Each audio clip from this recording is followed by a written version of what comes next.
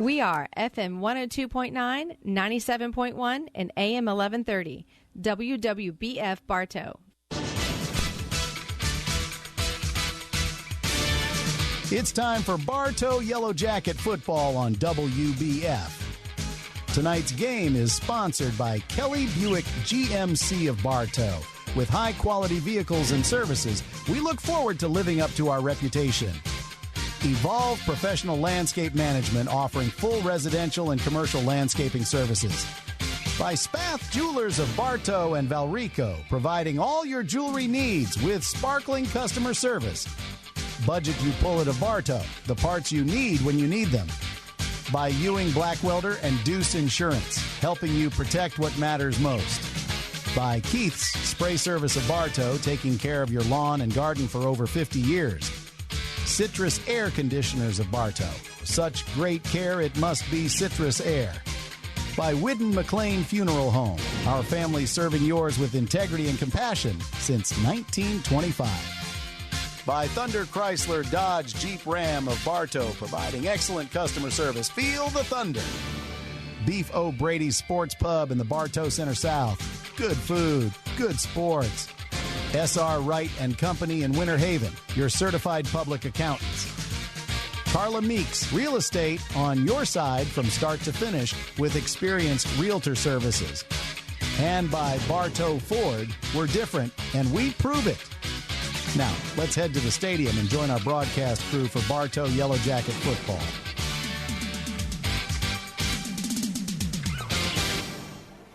Hey. Good evening and welcome to Plant High School in Tampa. Bartow Yellow Jacket football is on the air. It is the Class 6A Regional Quarterfinal tonight. Good evening, everybody. Welcome aboard.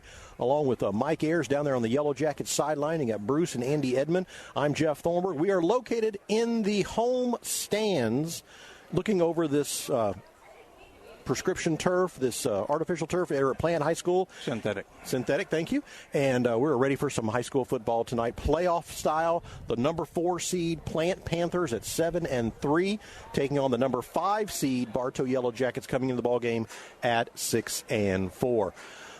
Bruce, there is a chill in the air. We're outdoors where we like to be here at the football complex, and Plant High School kind of sandwiched into a bunch of residential area, but it's a very nice complex. Yeah, it's a very historic complex too. They've in their golden years or whatever you might call it, they were a powerhouse. They were a steady powerhouse every year, and then Armwood came up, them and Gaither, and all those schools kind of started, and that became a big rivalry. Armwood and Plant, and now they've not fallen from grace, but they're not the super powerhouse that they used to be, where you expected them like Lakeland every year. You know, when they play the first snap, you're expecting a state championship. So, but it is a gorgeous complex. It is a beautiful field, back-to-back turf fields 2 weeks in a row. And doesn't get much better than this, Neil, if you're listening already. But we're set to go. These kids are going to be running on all 8 cylinders. The thing we got to do is not make any mistakes, any of the knucklehead mistakes, and play football. And I think we've got a very good shot at winning. And Mike, we've talked about this till we're blue in the face about mistakes and things like that. But we got not really a perfect game, but we got to play as close to perfect as possible. No, you're absolutely right, Bruce. But the field down here is in amazing condition. I mean, like you said, it's this artificial turf. Neil, I guess you got that hint a while ago. But anyway, great playing surface down here. I mean, the weather's beautiful. You got a nice little crisp, not really a chill in air, but you got a nice little difference in the temperature down here on the field. But like you said, Bruce, I mean, we got to not make those mistakes. And maybe you and I are probably the most crucial people on those mistakes that made. What I would like to see this Bartow team come out tonight is play a game like they played against Lake Wells. Yes. If we had a team that came out on this field and played the way we saw these Jackets play against Lake Wells, this team can play against anybody. I mean, the talent's there, the coaching's there. I mean, we've heard Coach Eden speak to these guys week in and week out, and what he does and the way he talks to these kids. It's not just about a team; it's a family. So, I mean, that's what we're looking for. Is hopefully these guys are ready for this game tonight. Plant coming in with their record, Bartow coming in with theirs. I mean, we should be in for a good ball game. Yeah, we're looking forward to the game tonight. And as you mentioned, the complex here, along with the high school, it's very picturesque. You have pine trees, oak trees lining all around the stadium. And Bruce, this is kind of a unique stadium. The track actually runs on the outside of the home side, and then in front of the visitor stands on the other side. It's kind of a unique setting, this whole thing. Yeah, this is when you've had an asphalt track for years and years and years with your regular football field, and now all of a sudden you got to put the turf field in, which is much wider because you got to put the drainage in and you've got to do all that kind of stuff. So the football field, on this side, on the home side, you're probably only about 20 feet from the fence. So if you run out of bounds hard, you better be hitting the brakes pretty quick, because if not, you're going to hit a wall on a fence, and it's not going to feel very comfortable. But on the other side, you've got, 50, 60 feet to the stands over there, and that's what happens. But it is pretty cool. We were talking about how you run all the way around the track, and now you're behind the grandstands. You could do anything over here. You could maybe even cut through the grandstands and cut off a little bit off your angle, and the home fans here enjoy a roof as well. There's covering on the home side over here, which is pretty nifty on those those summer August games. Yeah, Andy, we were talking about that, how this is great in August, September kind of stuff where we get rain every Friday night. So I'm thinking I'm not going to ask Neil for this, but this is pretty cool because we have our press box at home. Did you mention the turf field? Yeah. Okay. Listen, I think I would take the turf over the roof, though. I would too. Oh, are you kidding me? Yeah. We're inside anyway, so we're in the AC, Mike. I know. But you know what, guys? I think we're all out in the air tonight, so it is kind of a beautiful night tonight. I mean, we've had that little temperature drop, so we shouldn't see a lot of issues with heat and cramping. I mean, as long as these guys warm up properly, I know their body's going to get hot fast. And in this cool weather, they can still suffer some of those cramping, but hopefully not. Yeah, it's a gorgeous night. It's going to be 59 in the morning when you wake up, so makes for perfect conditions, and a little sea breeze coming off. We're close enough where we got a little bit of a sea breeze, and I expect a good football game tonight. The Plant Panther dance team is performing now on the field. You probably hear the music in the background. The Plant Panther marching band making their way into the stadium as well. Say that 3 times fast. I'm going to try all night long. We're getting ready for this Class 6A Regional Quarterfinal. But before we go on, we need to make our picks for tonight. When we come back, we're going to crown a champion, Mike, and we're going to make our postseason picks. And we have a couple of state championships going on this weekend that we need to tell you about. So stand by. You're listening to Yellow Jacket Football on WBF. I'm Taft Long, Finance Manager here at Thunder Chrysler Dodge Jeep Ram in Bartow. I would like to personally invite you in for our Choose Your Rate special. And don't forget about our $24.99 domestic oil change special. Come in or call us today. Thunder Chrysler Dodge Jeep Ram. Hi, I'm Caitlin Meeks-Ironman. Carla Meeks is my mom. Carla owns Meeks Real Estate in Bartow. She loves to help people buy and sell both residential and commercial property. Give her a call at 863-604-9287. She's not just a realtor, but your realtor. Your Bartow Beef O'Brady's in the Bartow Center South is your headquarters for good food and good sports. With something for everyone on the menu, your Bartow Beefs is perfect for the family, an office lunch, or to feed the team after a big win. Beefs, where game time meets family time.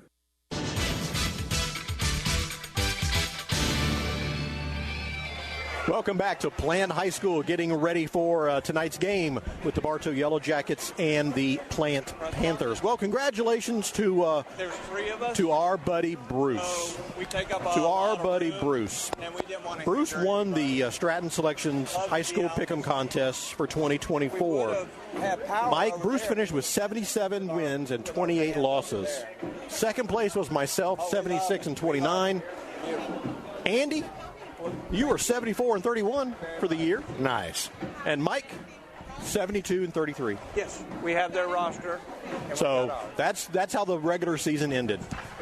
So congratulations, Bruce. You're the champion of the Stratton Selection. That's just wonderful because I was. Is that 2 years in a row? No, that's 2 out of 3. 2 out of 3. So are we ready to? Now that's in somebody better check that paper he's carrying around with him. In 10 years of doing football, that's 2 out of 3. That's all I've got. I'm wondering. We might want to recheck his math. I think David won it every year, and then Mike won it every year, and Jeff was winning every year, and then finally I cut through. Yeah, David did win a lot. Yeah, he did. David did win a lot. All right, so here's our Stratton selections for this week. And state championship, there are 2 Polk County teams in state championship games tonight in the Sunshine State Athletic Association, the SSAA. In the Atlantic Division, okay, Ferdinand Beach, the Pirates are playing at the Frostproof Bulldogs, who are 8-3. The Pirates are 6-6. So state championships. I'm going Frostproof. I'm going Frostproof. Who are they playing? The Pirates, Ferdinand and Beach. What's the record? 6-6. We'll go for Frostproof. Yeah, Frostproof hadn't seen this kind of run in some time, so I think Frostproof's going to be looking for something big tonight, and I think they're going to just walk away with that one. The other state championship tonight is in the same Sunshine State Athletic Conference. It's the 2A championship, and Seven Rivers Christian, the Warriors at 7-5, are playing the Santa Fe Catholic Hawks, who are 5-5 on the year. State championship. Who's the other team? Seven Rivers Christian. I'm going Seven Rivers. What do you think, Andy? Mike? Seven Rivers. I'm going Seven Rivers, too. Sorry. Andy's going Seven Rivers. Andy's picking Seven Rivers. All right. Now, Mike, you can give us some more insight on this. The Fort Meade Miners, they're not in the regular state playoffs. They're in a rural invitational, and they're in Division B. But Fort Meade is home tonight, Mike. I thought they were on the road to play the Taylor Wildcats up in Pearson. So exactly. So when FHSA, when they first put that playoff thing out, they had Fort Meade on the road going to Taylor. And then after I looked at it the next day, I was like, something don't seem right here. So I looked at it, and I saw that they're playing actually in Fort Meade, which is going to give Fort Meade the home field advantage. But Fort Meade's kind of been up and down this year, and I'm like, man, so how do you really want to pick that game? Well, but let's just stay at home, and let's just say Fort Meade's going to put it together tonight and prove that they have something to come back for. Okay. Didn't we go up to Taylor a couple of years ago back? Yes. Was it Trenton? I think it was Trenton. Trenton. Yes. Okay, Trenton. Okay, yeah, that's when we ate at Frogs in Williston. Yep. And that's when France got the terrorist attack. Who were they playing? Mike, he can remember all that, but he can't. Fort Meade's playing the Taylor Wildcats, who are 3-6. Fort Meade's 2-7. I'll go Fort Meade. What do you think, Andy? Yeah, I'll go Fort Meade, home field advantage. Everybody's picking the Miners. Okay, the Class 1A regional quarterfinals, Lakeland Christian on the road. The Vikings are 8-1. They're playing Crescent City Raiders tonight, who are 8-2. Class 1A regional quarterfinal. I'm the Vikings, Lakeland Christian. Listen, this is what it's all about. It's about Big John O'Neill. It's about Danny Williams. It's about Coach Barry and Coach Ruiz. And that's all I got to say. Mike is on Lakeland Christian. What do you think, Andy? Lakeland. Michael? Lakeland Christian. All righty. Another Class 1A regional quarterfinal tonight. Victory Christian, the Storm, at 7-2. They are playing Carrollwood Day, the Patriots, at 6-3. Wasn't Carrollwood that team that shocked us all last weekend? Yes. Yeah. I think Carrollwood beat us all last weekend because we talked about that.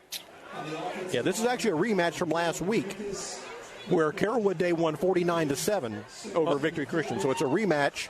It just happened to be this is the way the playoffs worked out. Well, I'm going with Carrollwood. Yeah, I'm going with Carrollwood. I think it'll be a lot closer than what it was last week. That gives them a chance to watch the team in full, without having to just look at film. They got a full play-in schedule on them. I think it'll be a lot closer, but I think I'm going to go with Carrollwood. All right, I'm going to go on a limb and say victory. The Storm. They bounce back. What do I know? Next up, we'll move up to 3A. Class 3A, the regional quarterfinals. Nature Coast, the Sharks at 5-5. They're in Mulberry tonight to take on the 9-1 Mulberry Panthers, division champions. Mulberry Panthers. Oh, this is almost comical. Just pencil that in across the board. Yeah, that's Mulberry all the way to state. Mulberry. Yep, everybody's picking the Panthers. Next up, In Class 4A, we'll head over to Legion Field in Lake Wales, where the 6-3 Highlanders are hosting New Smyrna Beach, the Barracudas, who are 8-2. This is a toughie. Who's that again? New Smyrna Beach, the Barracudas. They're 8-2 on the year in Lake Wales at Legion Field. New Smyrna, that's right near Daytona. There's some pretty good schools over there on that edge. And I think I'm going to go with New Smyrna. I'm taking the Highlanders. That's a big surprise. Andy? No. I'm going with the New Smyrna, too. Yeah, New Smyrna is going to embarrass them tonight, I'm afraid, guys. Oh, my goodness. I hate to say that because I like Lake Wales. They played us tough, but it ain't happening this year. And Coach Peavy's on board with us with Mulberry. He's saying go Mulberry. And absolutely. We agree. It's Mulberry all the way. I was talking to him today. He said we do a good job, and he'd be listening tonight. It's good to hear you, Coach. We agree with him most of the time. All right, next up, Class 5A, the regional quarterfinals. Let's head to Bryant Stadium tonight. The Lakeland Dreadnoughts, 9-0, taking on a team from Riverview, where we were just last week. The Spoto Spartans, who are 6-4, visiting Lakeland Dreadnoughts. I think I can safely say. Yeah, that could get ugly early. Lakeland running clock real fast. Oh, yeah. Our final game tonight is the Haines City Hornets. This is the Class 7A regional quarterfinals. Haines City at 6-4. They're on the road, Bruce. We went there, Mike, 2 years ago, I think, Venice, to play the Indians, who are 9-1. And this could get out of hand real quick, too, I think. I think so. Yeah. Yep. Haines City's going to be crying on the way home. I hope so. A long drive on State Road 60 for Haines City heading back home. So we're all picking the Indians there. So there you go. That is Stratton Selections, our postseason picks for tonight. Hope you picked along. Good luck to all the Polk County teams playing tonight. And we're getting ready for our game tonight, the Bartow Yellow Jackets and the Plant Panthers, Class 6A regional quarterfinal. Plant comes in the 4th seed in the region. They are 7-3 on the year. Bartow, the 5th seed, coming in at 6-4 on the year. When we come back, we'll go to our pregame comments with head Yellow Jacket coach Tyler Eden and getting prepared for tonight's game. I do see our world champion cheerleaders showing up over there. Good to see them on the sidelines, absolutely. You are listening to Yellow Jacket Football on WBF.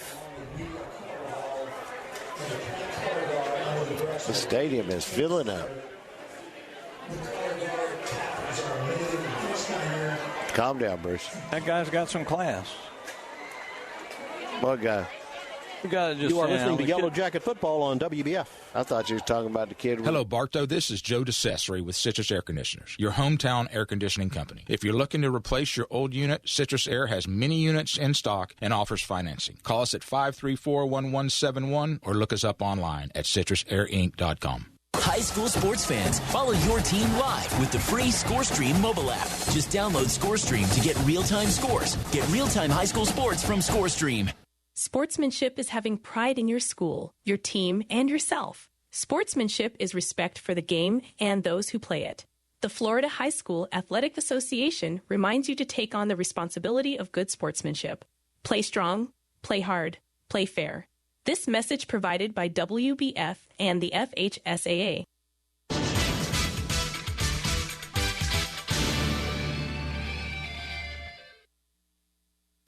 Well, once again, we are happy to be joined by Yellow Jacket head coach Tyler Eden. Coach, I know in the football world, a W's a W, a win's a win.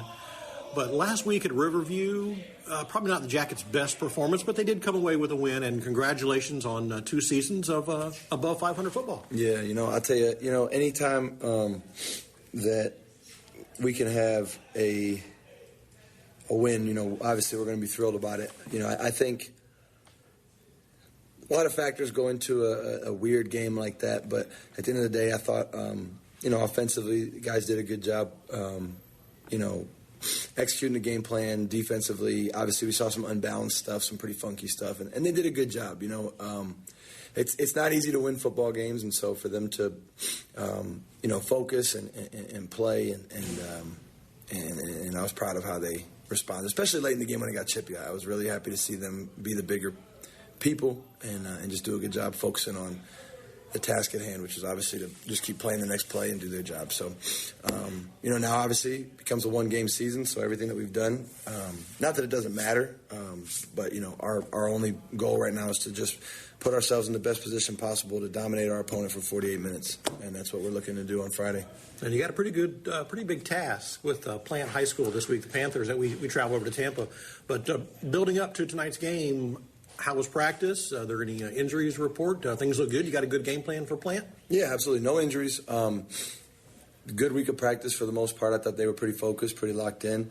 We've just been continuing to preach to them that it is exactly like I just said. It's a one-game season. It's one opportunity to earn another. And so, our biggest focus with them has just been all week is just bringing a special type of focus and a special type of intensity to each play, right? Like we talked about. That's what we talked about back when we started introducing the idea of the process and things like that. Them just playing 4 to 6 seconds as hard as they can, as tough as they can, as focused as they can, as disciplined as they can. And so,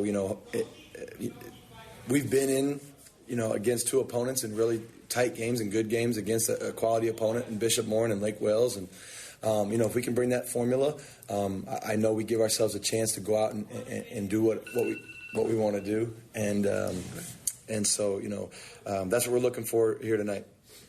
Have you seen game film on Plant? What can you expect from the Panthers tonight? Oh, yeah, I've watched a lot. I've watched 4 complete games on them, and they're good. I mean, their running back is obviously really good. He's the guy that makes the show go for them. O-line is pretty good. Quarterback's pretty good. Defensively, they do some really good things. They're a 3-front, 3-4. They do a good job with what their philosophy is, and so obviously they're really well coached and great tradition. But at the end of the day, none of that matters because it's just us versus them. It's a one-game deal. It's one play at a time. It's just winning and doing everything in your power to be your best so that you can dominate your opponent one play at a time. Well, good luck tonight, and I know the Jackets are looking for to continue this postseason. Well, we can't let you get away without a college pick. You know that. And I know Ohio State's playing somebody. But anyway, how about this one? We found a top 10 matchup. And you probably already know. Tennessee is visiting Georgia this weekend. Georgia come off a loss last week. What do you think about the Bulldogs and the Volunteers? I think Georgia will bounce back. I mean, they're at home. I think, now, again, I also – who did I pick? I think I picked LSU, right, at home. So – I'm gonna keep going with it, and I think it'll stick this time. I think Georgia bounces back against Tennessee. I think they get it done. Although I'm not too sure about it. Carson Beck's been playing like a big old trash can, so we'll see. We'll see. It's gonna be fun. All right. Well, hey, good luck tonight against the Panthers. Thank you. Thank you, Coach. Go Jackets. And coming up, it is kickoff of this Class 6A Regional Quarterfinal. The Bartow Yellow Jackets against the Plant Panthers. Kickoff is next. You're listening to Yellow Jacket Football on WBF. Hey, this is Tyler Kelly with Kelly Buick GMC, and we're proud to make today's sports broadcast on WBF possible. Visit our website at kellybuickgmc.com. Better yet, come visit us at our dealership at the corner of 98 and 60 in Bartow. Kelly Buick GMC.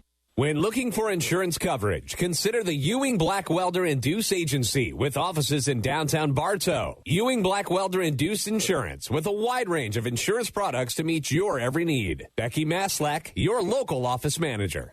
For over 50 years, Keith Spray Service has been serving Polk County with specialized treatment of delicate ornamentals, including rose bushes. Want to learn more about the treatments of ornamentals as well as expert lawn care? Call Keith Spray Service.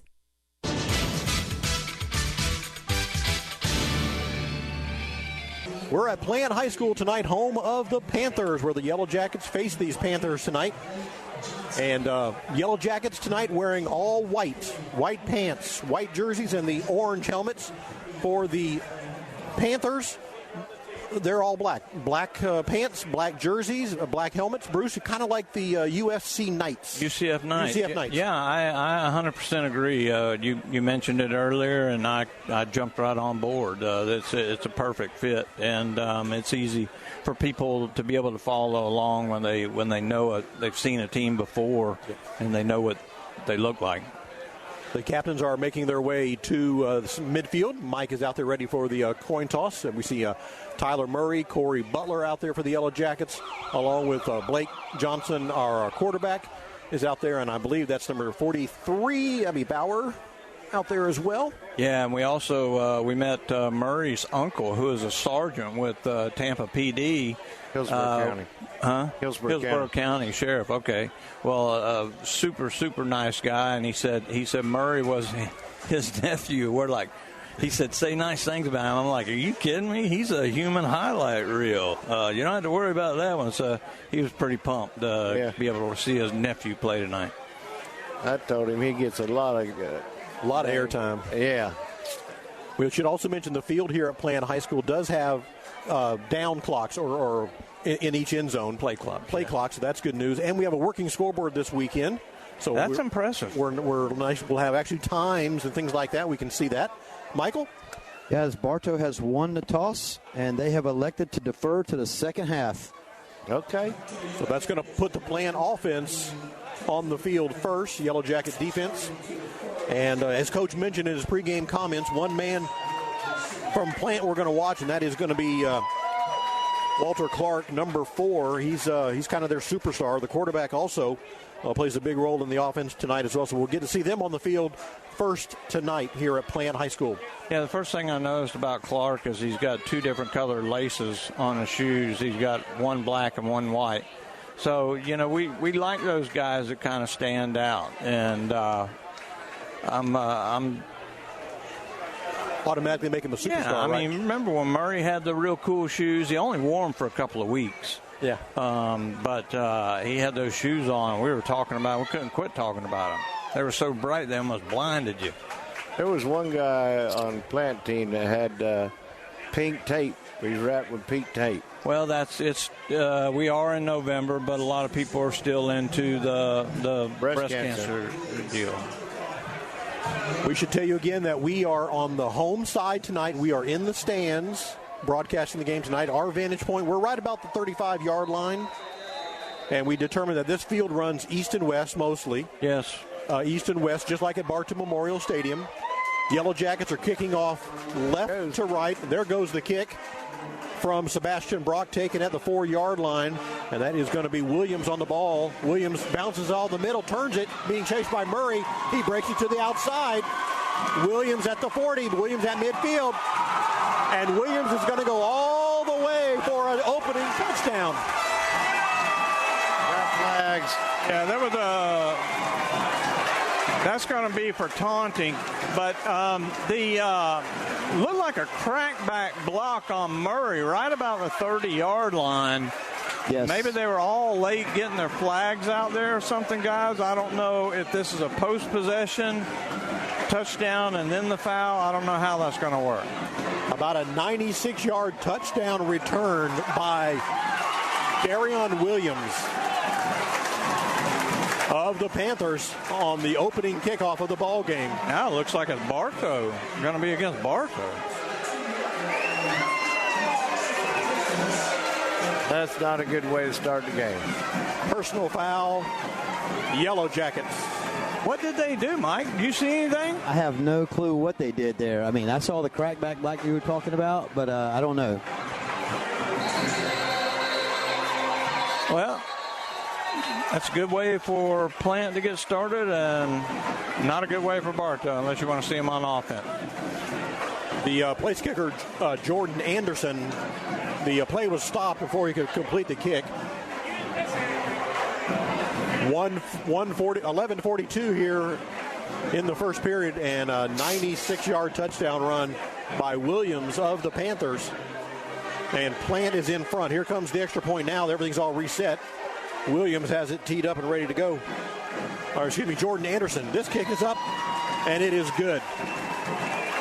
11:42. It's Plant 7 and Bartow nothing. You're listening to Yellow Jacket Football on WBF. Hi, Benny Jr. here with Bartow Ford. It's been a wild ride in the automotive industry. Dealerships haven't learned what Bartow Ford's known all along. A great price and the best service is all you need. Make sure you come to Bartow Ford, where we're different and we prove it. Posting pictures from today's event on your social media accounts? Tag the FHS8A and we'll repost and share it.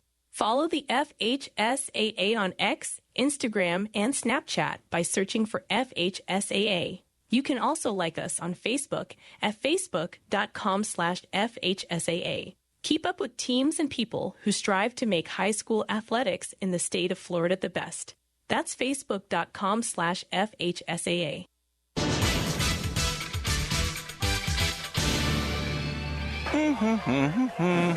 Welcome back to Plant High School. They have marched off the 15-yard penalty against the Yellow Jackets on the kickoff return. There were like 3 flags that flew in between the 30 and the 40-yard line. So something happened right there. I'm wondering if a coach might have run out on the field or something.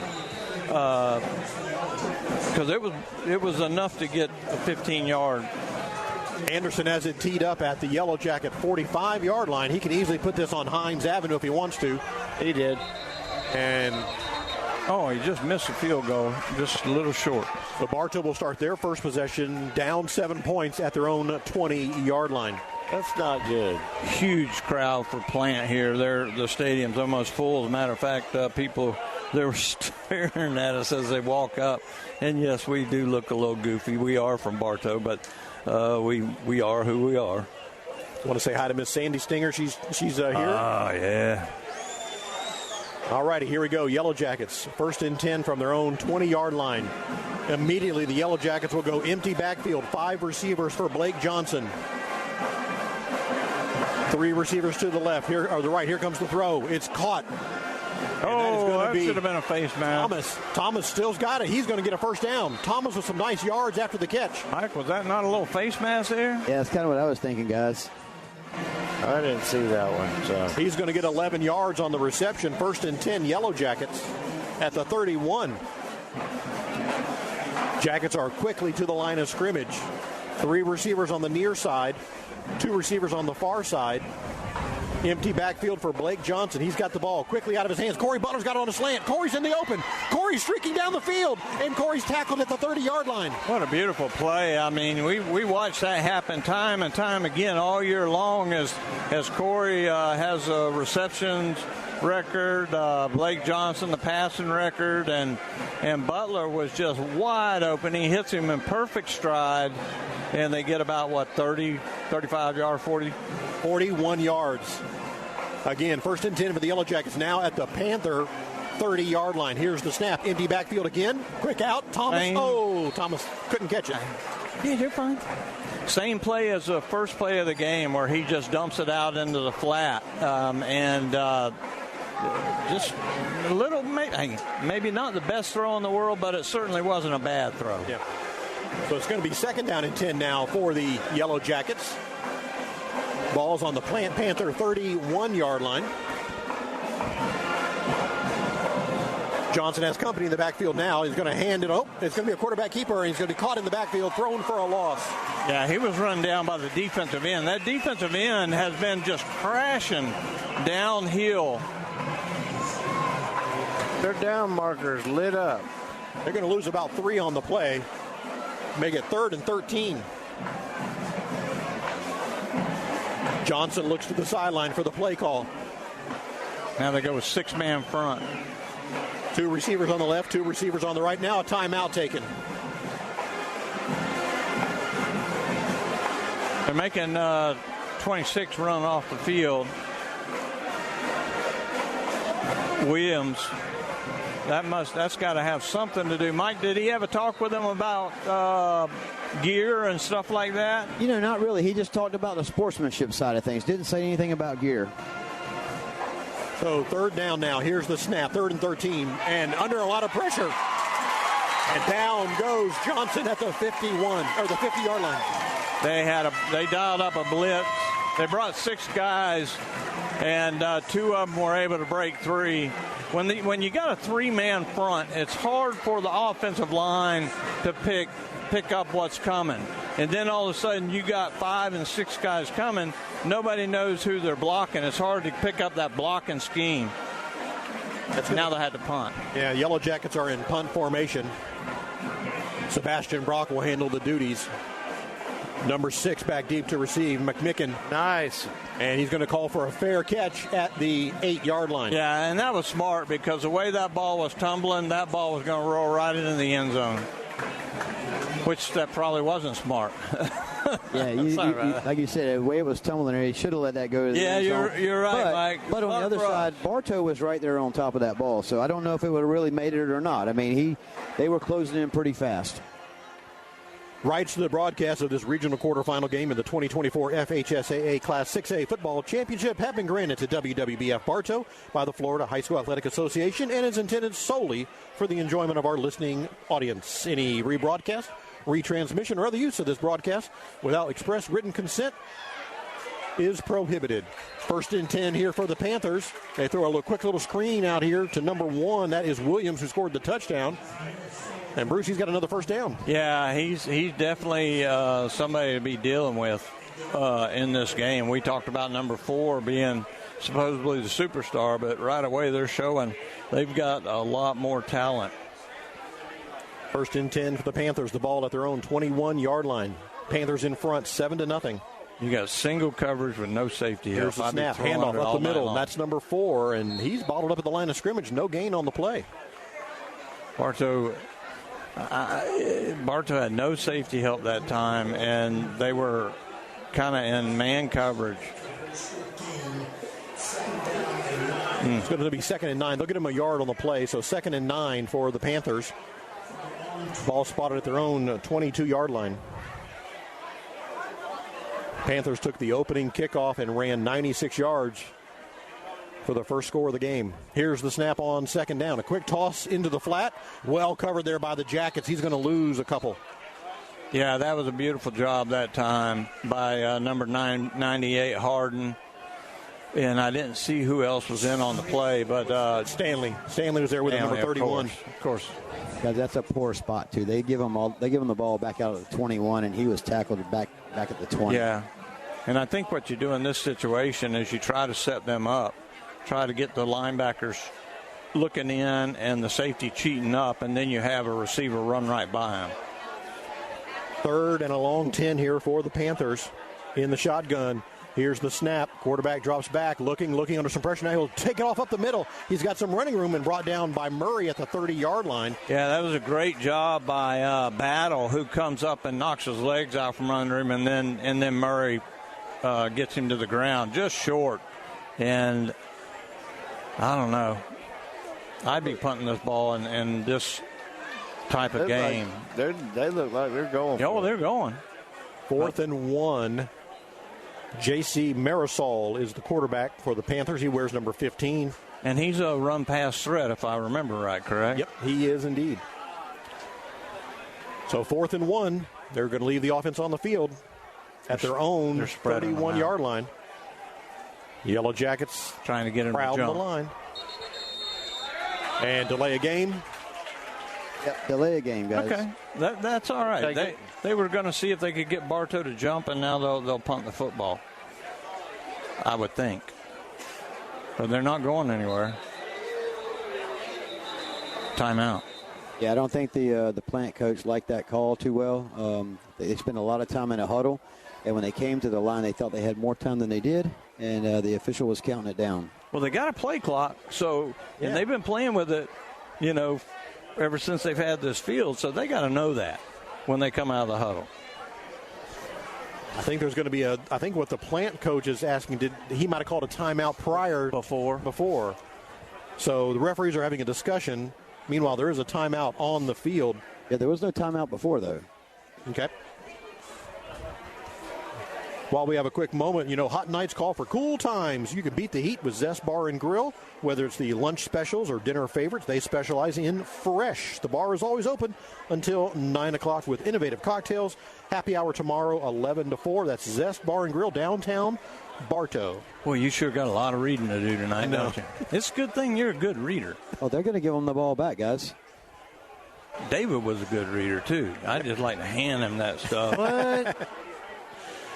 So it's 4th and 1 still. They're not going to do the delay of call penalty. Oh.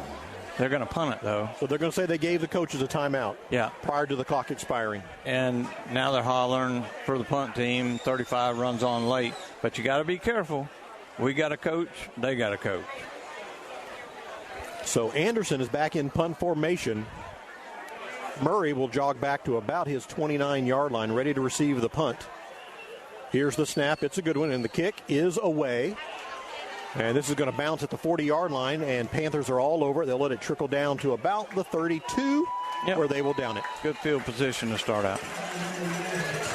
6:33 left here in the first quarter. It is Plant 7 and Bartow nothing. You're listening to Yellow Jacket Football on WBF.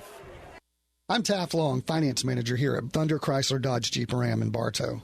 When you walk through our doors, you will find our team of friendly and experienced automotive experts who are dedicated to helping our customers. Come in or call us today.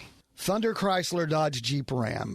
The Whidden McLean Funeral Home of Bartow and the McLean Funeral Home of Fort Meade is family-owned and takes pride in offering your family personal attention and distinctive services that truly honors the life being remembered. Our family serving yours. If you're looking for good food and good family time, look no farther than Beef O'Brady's in the Bartow Center South. Your Bartow Beefs is perfect for lunch or dinner for the whole family or whole team. Your Bartow Beefs, where game time meets family time.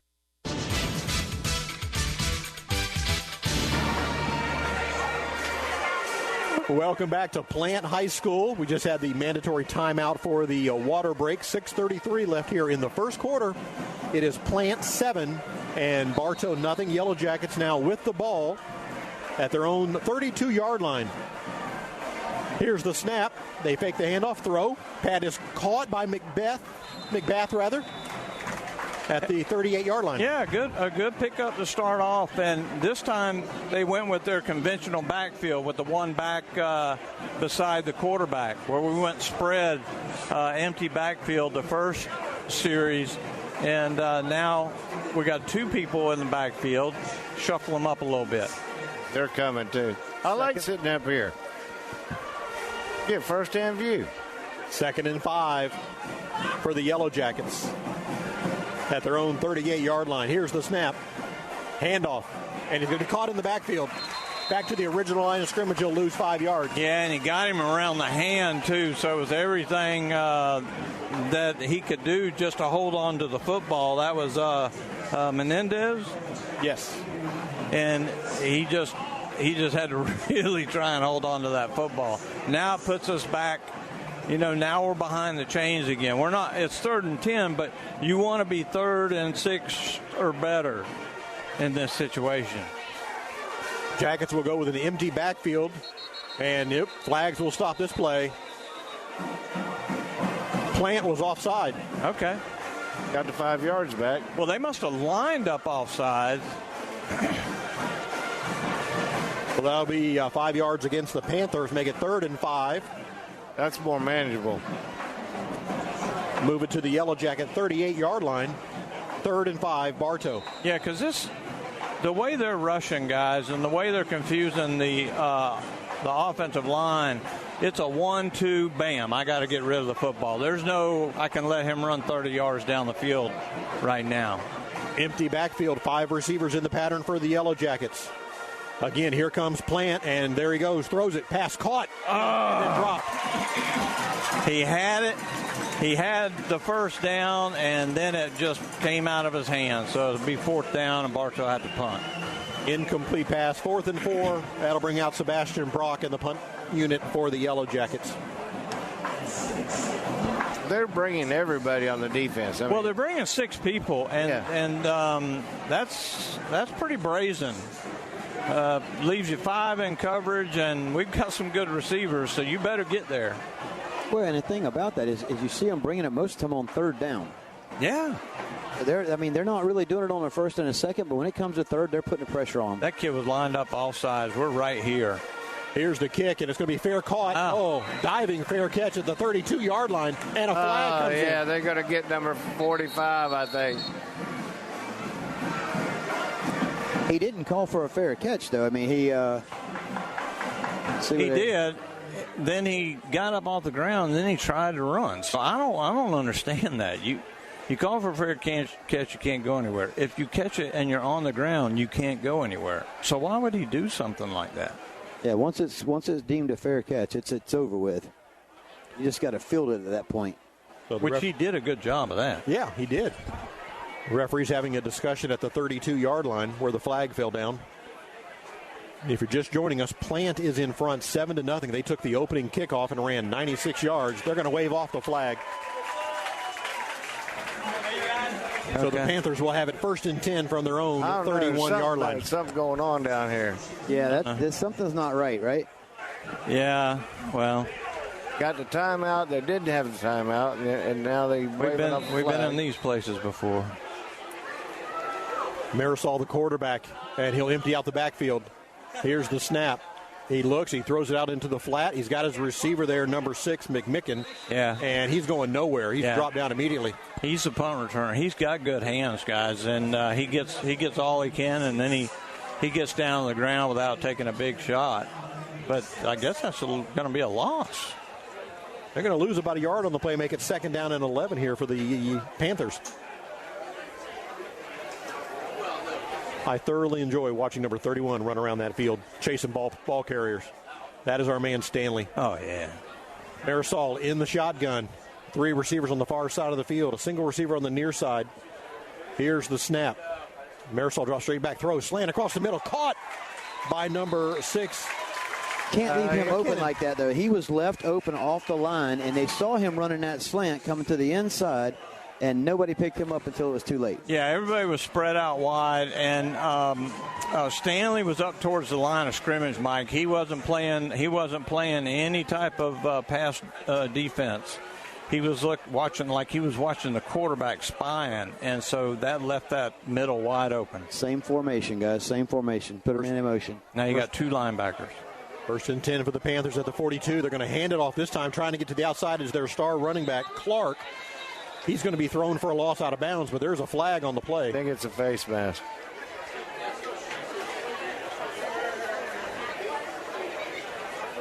Referees are discussing it on the near side, on the home side where we are. Yeah, I didn't see a whole lot. Saw him with a stiff arm, but didn't see anything else. See what they're going to call. Holding on Plant. Well, I was off on that one. I'll take it. So that's going to back up the Panthers 10 yards from the spot of the foul. Make it 2nd down. They're going to put the ball at the 34-yard line. I'm sorry, it'll remain 1st down. 1st down, and they need about 19. Twins left, twins right. Marisol, the quarterback, in the shotgun. He takes the snap. He's looking. The right-hander slings it, and the pass is incomplete. Nice defense there by Bartow. Yeah, that time it was. Number 2. That was Jackson, who was riding him the whole way and able to twist his body right as the ball touches his hands. And he was trying to squirt his way through there, but great defense that time. It'll be 2nd down and 19 now for the Panthers. The ball at their own 34-yard line. On your way. Yeah.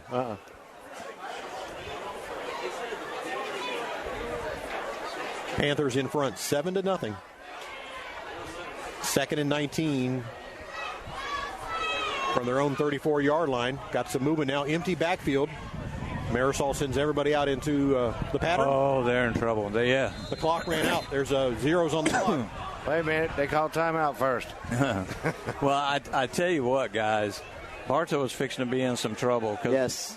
They were all confused defensively. So we got another break. So a 5-yard penalty against the Panthers will make it now 2nd down and about 25. They haven't taken a timeout away from them on the scoreboard either. This is the type of situation that kills you when you're in man coverage. If you're in zone, you don't do anything. You just kind of cheat the safety over a little bit. Empty backfield. Here's wide open. Oh, over the head of Clark. Incomplete. Wide open. They had the safety split, and he was right in the middle. Stanley tried to catch up with him late, but wasn't going to happen. If he throws that ball on time, that's 6 more points, guys. Stops the clock with 3:17 left here in the first quarter. Panthers in front 7-0, and now Plant facing a 3rd and 25. Yeah, even with Stanley's speed, with that receiver coming across like he did, he was already at full stride. There's no way he would have chased that down. Yeah, because he caught Stanley in a rare flat-footed position. Here's the snap. Marisol, the quarterback, drops back. He's under some pressure, and he's going to be – he gets away. Now he's going down. Stanley's got him. Yeah, he tripped himself, and then Stanley made sure of it. They lost some more yards. Yeah, they got a punt. So that's going to set up the Panthers at 4th and forever, and that's going to send on Anderson to handle the punting duties, and Murray will drop back to receive. Oh, check that. That's going to be Hampton. Nope, that's Murray. Yeah, I wouldn't go to any more than the 40-yard line. Murray given a lot of respect, and I don't see any flags kind of blowing or what breeze there might be, but I'd be up at about that 40-yard line. There's a little one, Bruce, but not much of one. Anderson back in punt formation for the Panthers on 4th and 37. Yeah, they need a lot. Oh, they almost get it. It goes straight up in the air. Gonna get a good it's going to bounce at the 40-yard line and trickle out of bounds sideways. Yeah, we got lucky on that one. Bartow will have excellent field position at their own 43-yard line. Yeah, if Murray's up at the 40, he catches that on the run and goes. Almost got that one. 2:36 left here in the first quarter. Panthers in front 7-0. Other than the opening kickoff, Bruce, back and forth. Yeah, Bartow settled down on both sides of the football a little bit. They know what they have to do offensively. They just got to give Johnson a count of 3. 1,001, 1,002, let it go. Boom. 1st and 10 for the Yellow Jackets at their own 43-yard line. Again, empty backfield for Johnson. He takes the snap, drops straight back. Johnson will now roll to his right, looking, and he'll sling it downfield. Good job. Yeah, absolutely. It goes incomplete. Johnson rolls to the fence. Where we mentioned the home side is not much room to run over here once you get out of bounds. Yeah, guys, and I think at the bottom of that fence is probably a little bit of concrete, and I don't know, could be a little worrisome. It'll be 2nd and 10 for the Yellow Jackets. Ball's at their own 43-yard line. Johnson will set his offense. 2 receivers on the far side of the field, a single receiver on the near side. In the shotgun is Johnson. Takes the snap, and Johnson will hand it off, and he's caught in the backfield. Yeah, number 46 just came totally unblocked. I mean, as soon as that ball was handed off, he was tackled. That's what they do, Mike, is they start off with the 3 down linemen, right? And then 2 guys are walking up. And at least one of them's coming. Sometimes both, and sometimes 3. But all they're doing is they're pinching right downhill. They're not trying to get upfield. They're not looking for anything like that. They're just pinching right down the line, like you see Murray when Murray blitzes. It's going to be 3rd down and 14 for the Yellow Jackets. Empty backfield again. Here's Johnson. He wants to throw under a lot of pressure again. He gets it out. And great job. Just to get the ball away to Thomas. That was a great job by Johnson just to get the ball away, as you just said, Jeff. I mean, he had 4 guys on him in a blink of an eye. You can't even get to 1,001, and he's having to throw it. Got Plant player down. There's an injury to a Panther who is down on the field, so there's a timeout on the field. You better start reading. 1:43, I better. Tonight's game in the 2024 FHSAA Class 6A Football Championships is sponsored by the Florida High School Athletic Association. The FHSAA is a democratic organization with a membership of more than 800 middle and senior schools, all committed to ensuring that Florida's student athletes can compete fairly and equitably in an education environment. The Florida High School Athletic Association, building leaders through teamwork, sportsmanship, and citizenship. Now, did you tape any of these? I did. Okay, that's good. I think this year they've added a couple, so yes. Yeah, it's like if Jeff didn't tape 3 or 4 for me, I wasn't reading any. The plant players still down on the field, being attended to. It appears both by Bartow players and by.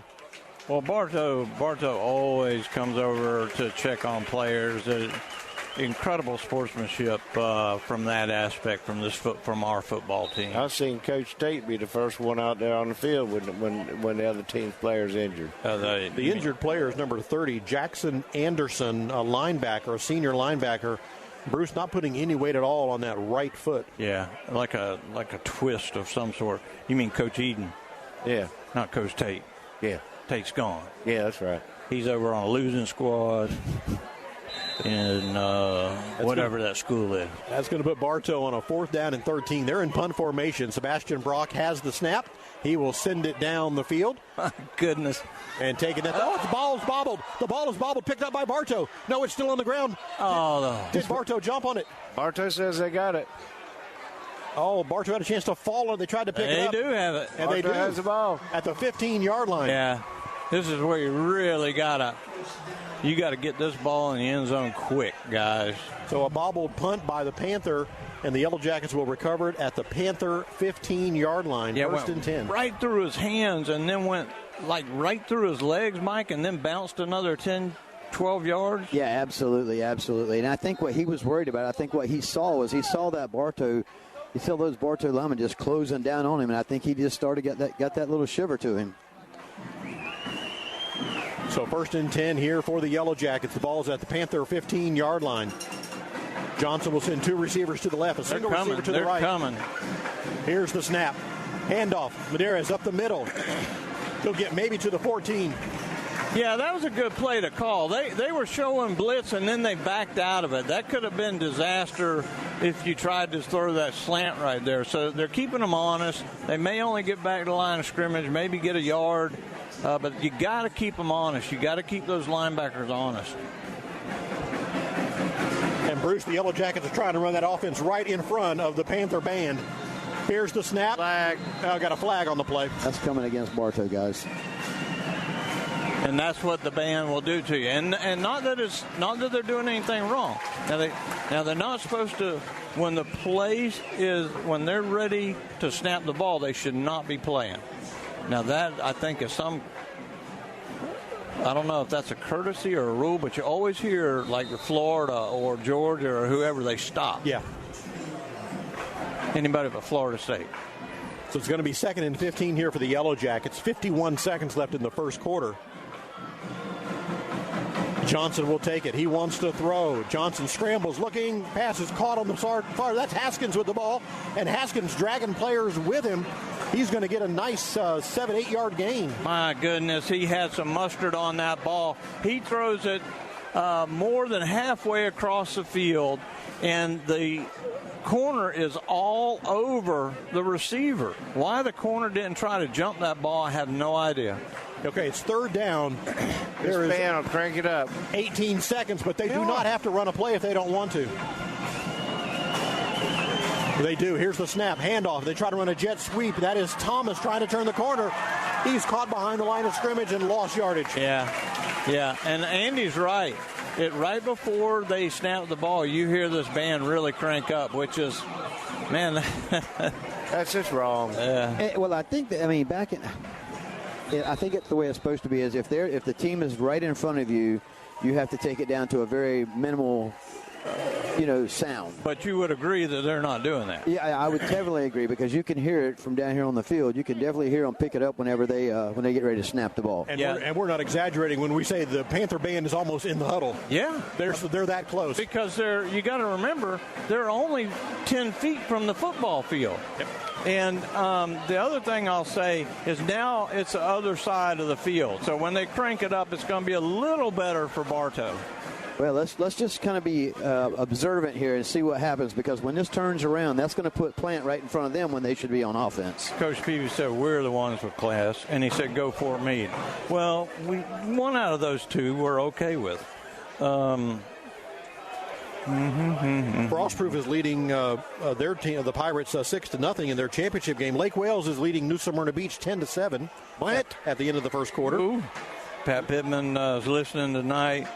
Having dinner with Kenny DeVore. Go Jackets. Appreciate it, Pat. All right, it's 4th down. The Yellow Jackets brought on Sebastian Brock to attempt a field goal. They're going to put the marker down to the 25, so a 35-yard field goal attempt into a little bit of a breeze. Got to be bang, bang, guys. Well within his range. Oh, no good. All right. It's okay. No good.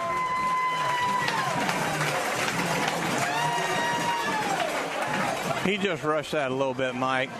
Yeah, I think the pressure was on in there. Not really the player pressure, but I think it's just he was kicking in the wind. The stakes are kind of high tonight, so I mean, he's just got to shake that off and just do what he does. Yeah, just put it back in perspective and do what he does. And all he has to remember is his leg is so strong that it's just an extra point. Exactly. So that's going to put the Panthers at their own 20-yard line, 1st and 10, following the missed field goal attempt of 35 yards.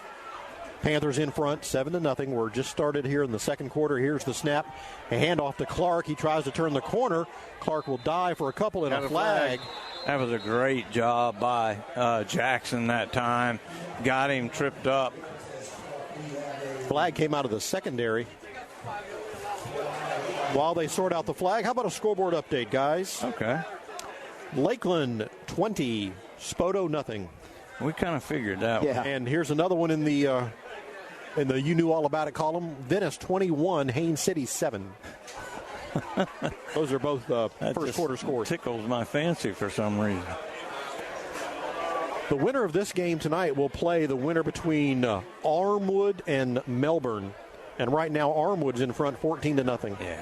We were talking about that on the way over here. Armwood's always Armwood. I don't want to go to Melbourne. All right, so it's a second down and about 8. Oh, and the Panthers flinch on the offensive line. Yeah, they're just moving back and back and back and back. So that's going to be a 5-yard penalty procedure. Was the last call a hold, Mike? Yeah, that's exactly what it was. So that's going to back them up. It'll be first at about 26. The ball spotted at the Panther 12-yard line, Mike? 7-yard line, thank you. They got to get all the way to the 30. There's all the quarterback. He empties the backfield. 5 receivers, 3 on the near side. Here's the snap. They set up a little wide receiver screen, and it is complete.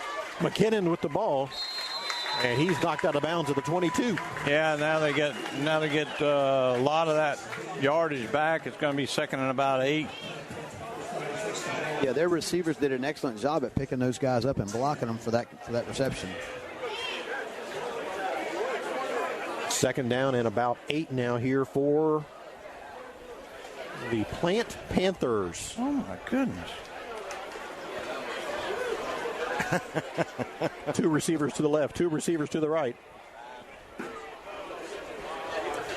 They just don't let up here, do they?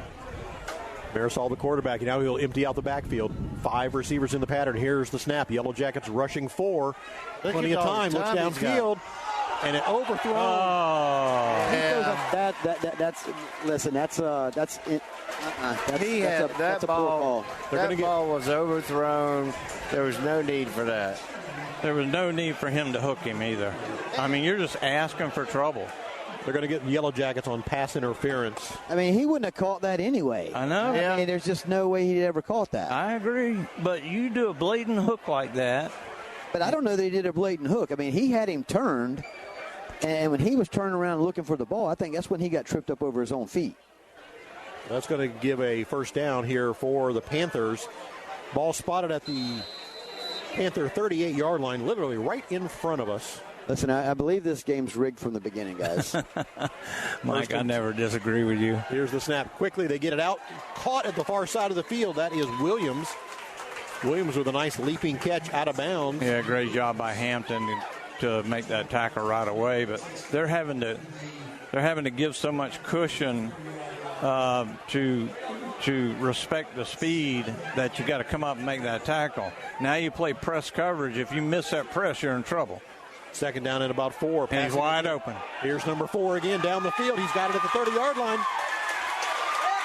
And still on his feet. He'll get down inside the 15. The corner quit. The corner quit on him. And I don't know if he thought the safety was coming over to help. But when you've got a guy that close to the sideline, you own him. You got to turn and run with him at that point. You can't give up. And there's just some rules that come into play like that. Notice how quiet the band is, guys. First and 10 at the Plant 15-yard line. Good call, Mike. They're not even playing at all.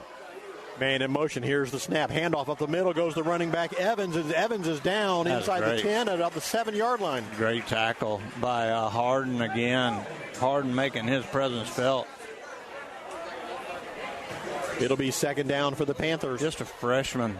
Well, he's not a freshman anymore. He's played in 10 games, so he's seasoned now, but he's a big bonus on this team. Clock runs at 9 minutes left here in the first half. Panthers in front, 7-0 over Bartow. Marisol will send 3 receivers on the far side of the field. Yellow Jackets showing some pressure. Here's the snap. He wants to throw. Now he's scrambling to his right, looking, throws it in the end zone. And he's out of bounds. Touchdown! Oh! He caught the ball.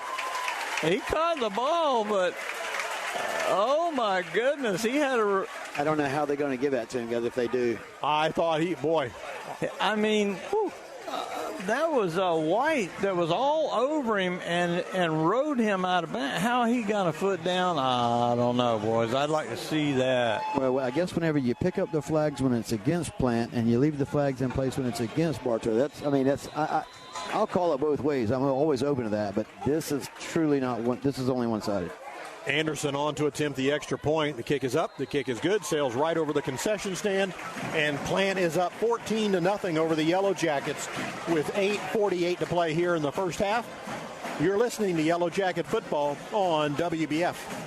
Hello, Bartow. This is Joe DeCesare with Citrus Air Conditioners, your hometown air conditioning company. If you're looking to replace your old unit, Citrus Air has many units in stock and offers financing. Call us at 534-1171 or look us up online at citrusairinc.com. Hi, I'm Carla Meeks, and I want to be your realtor. As your licensed broker, I'll see to all the details and look out for your interest. Give me a call at 863-604-9287. Remember, I am not just a realtor, but your realtor. You'll always get great prices at Budget Tupelo of Bartow. Here's Craig. We have starters for $20, alternators for $20, AC compressors for $31. Every door is $55, and motors are $200. Budget Tupelo, Highway 60 East.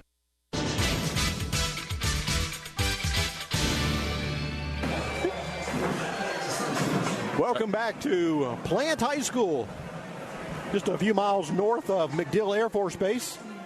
Here's the kickoff. It bounces. Yellow Jackets will bobble it. Now they pick it up at the 15-yard line. Up the field they go, and they'll get to about the 20. Yeah, he just lost his footing there, guys. A little scary moment there for the Yellow Jackets. Yeah, it bounced through Hampton's hands. Murray was behind him, fortunately, scooped it up and able to get a few yards to the 20. Big shout out to the Yellow Jacket crowd who came all the way from Bartow, and that's a good crowd. Yeah, for a long road trip. Well, Andy always talks about it, how well Bartow travels. Andy, you're more than welcome to talk. First and 10 for the Bartow Yellow Jackets. Quarterback number 8, Blake Johnson, empties the backfield. 5 receivers in the pattern. Again, the Panthers showing some blitz. Here they come. They quickly get it out. And slam. Oh, now where's the flag at? That should be a flag. No flag, and he had him hooked. He was on his back before the ball ever got there. Corey Butler was the intended receiver, and as the fellows noted, there was some contact before the ball got there. Jeff is always the gentleman in the crowd, and we appreciate that. Somebody's got to hold us together. But I agree with you, Mike. Second and 10. 7:45 left here in the first half. You can't tackle him before he catches the ball. I agree with you. Johnson again will stand one running back right next to him. Medeiros, here's the snap, and it's going to be a straight quarterback draw. Johnson tries to get to the outside, and he's not going to get much. Boy, they're really slipping on this field. And I'm telling you guys, on a turf field, Mike, you could walk with it with almost slick tennis shoes, because I know the shoes that I work in are very slick. And I go out on that field, and I will even, as an old man, just kind of practice planting and things like that. These fields hold. Which pair of tennis shoes are you talking about, Bruce? And if there's video out there, I would like to see it. You got like 17. Here's the snap on third down. Johnson throws, sets up a wide receiver screen. Thomas has got it in the middle of the field. He's got a first down at the 40, 45, and he'll fall down at the 48-yard line. Great job. That time Johnson threw it sidearm, to get it around the defensive end that was coming at him, and threw it perfect pass. Did you get those drawers to go up underneath the bed for your shoes? No, they're just kind of up against things right now. Oh, well, Christmas is coming up. 1st and 10 for the Yellow Jackets. Ball at their own 44-yard line. Check at the 43-yard line. Again, empty backfield. Johnson 2 steps, throws. Pass is going to be good caught. job. Going down for the ball, Medeiros. And yes.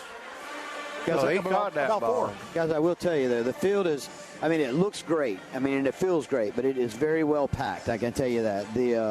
There's not a lot of those black beads that you see typically on these fields. Yeah. There are quite a few there, but you'll see this artificial turf is really laid down and it's packed pretty tight. I didn't see a lot of dust like we saw last week coming up. And that means it's an older field, too. Yes. 2nd and 5 for the Yellow Jackets. Johnson with the ball. Throws quickly. Sets up a screen again. Thomas has got it again. And Thomas this time is just going to get back to the line of scrimmage. No gain on the play. Maybe 1 yard. They're going to give him a yard. Yeah, and they really laid a pretty good whack on Johnson, and he had thrown gotten rid of the ball. Water break. I don't know. I'm just looking for an excuse. Leave me alone. Timeout on the field. 5:53 for the mandatory water break. The Panthers 14, the Yellow Jackets nothing. You're listening to Yellow Jacket Football on WBF. Tyler Kelly here. Kelly Buick GMC is proud to make today's sports broadcast possible. Just another thing we do to support our community. Visit our website at kellybuickgmc.com. Better yet, come visit us at our dealership at the corner of 98 and 60 in Bartow. Kelly Buick GMC. Hi, it's Erin with Evolve Contracting. While there's no shortage of landscape and irrigation companies, you deserve the option that's the best fit for you. At Evolve, we offer 3D imaging and an irrigation program that saves you water, time, and money. Visit us at evolveyourbond.com. The Ewing, Blackwelder, and Deuce Insurance Agency has been serving Central Florida since 1984. They all work and live in your neighborhood and take pride in our history. Offices in Bartow, there when you need them, representing only the most reliable companies in the industry. Oh, got him. 3rd and 4 for the Bartow Yellow Jackets. That's got to be. Thank you. Gosh, it takes the official that's 30 yards away to throw the flag. And Thomas actually caught the ball for a first down at the 40, but there was a flag. What appears to be defensive pass interference. Bartow wanting to go quick. What gets me here is the white hat is standing here. He's standing on my side where I'm looking at, and I can see it from here. So and when the back judge has got to throw it, he's 30 yards away. That's something.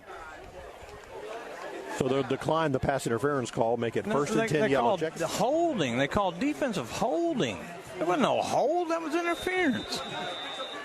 1st and 10 for Bartow at the Panther 40-yard line. That 5:36? Okay. Jackets again with 5 receivers in the pattern. Empty backfield for Johnson. Johnson's got the snap. He wants to throw. He'll immediately run to his right, looking, still looking. Now he'll sling it downfield, and he throws it up for grabs. Intercepted at the 10-yard line. That is Williams again, and Williams is down the sideline.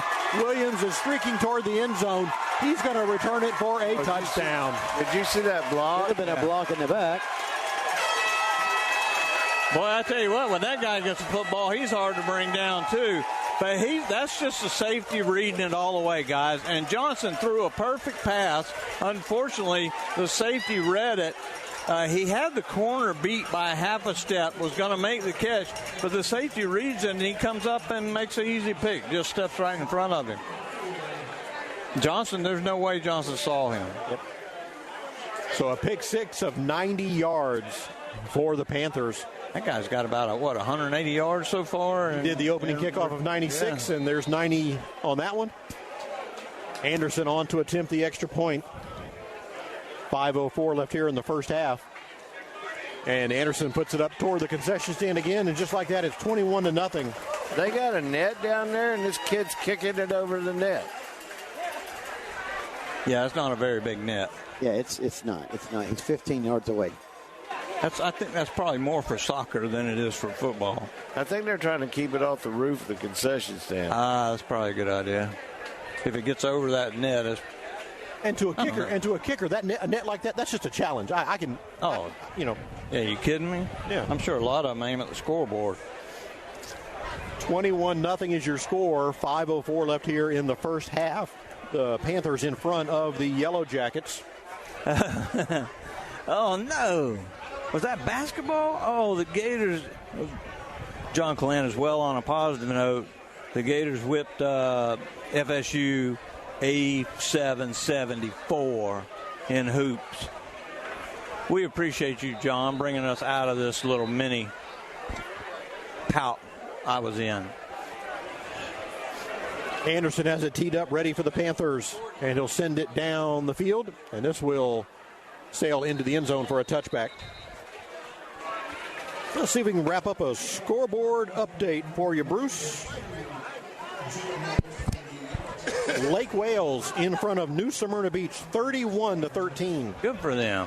I mean, I might lose that, but we're not in competition anymore. But I think all of us are going to lose that except for Jeff. Oh, my goodness. I don't like this one. Nature Coast Tech 7, Mulberry nothing. What? In the second quarter. Come on. What are you talking about? Mosquitoes hadn't come out yet. Are they in Mulberry? Yes. That's got to be a misprint. Got the drums right behind us now. Which normally I would enjoy that, but I'm not in the mood for it right now. 1st and 10 for the Bartow Yellow Jackets from their own 20-yard line. Timeout taken on the field by Bartow. We'll take a timeout as well. 21-0 your score. Panthers in front. You're listening to Yellow Jacket Football on WBF. Hi, I'm Benny Jr. with Bartow Ford. We have the largest body shop in Polk County and the most certified technicians. If your vehicle has damage and in need of repair, tell your insurance company that you want to bring it to Bartow Ford, where we're different and we prove it. For the latest official news about Florida high school sports, including results of all tournaments in the FHSAA Championships, visit FHSAA.com, the official website of the Florida High School Athletic Association. That's FHSAA.com. Catch live and on-demand post-season coverage of Florida high school sports at NFHSnetwork.com, the official online partner of the FHSAA.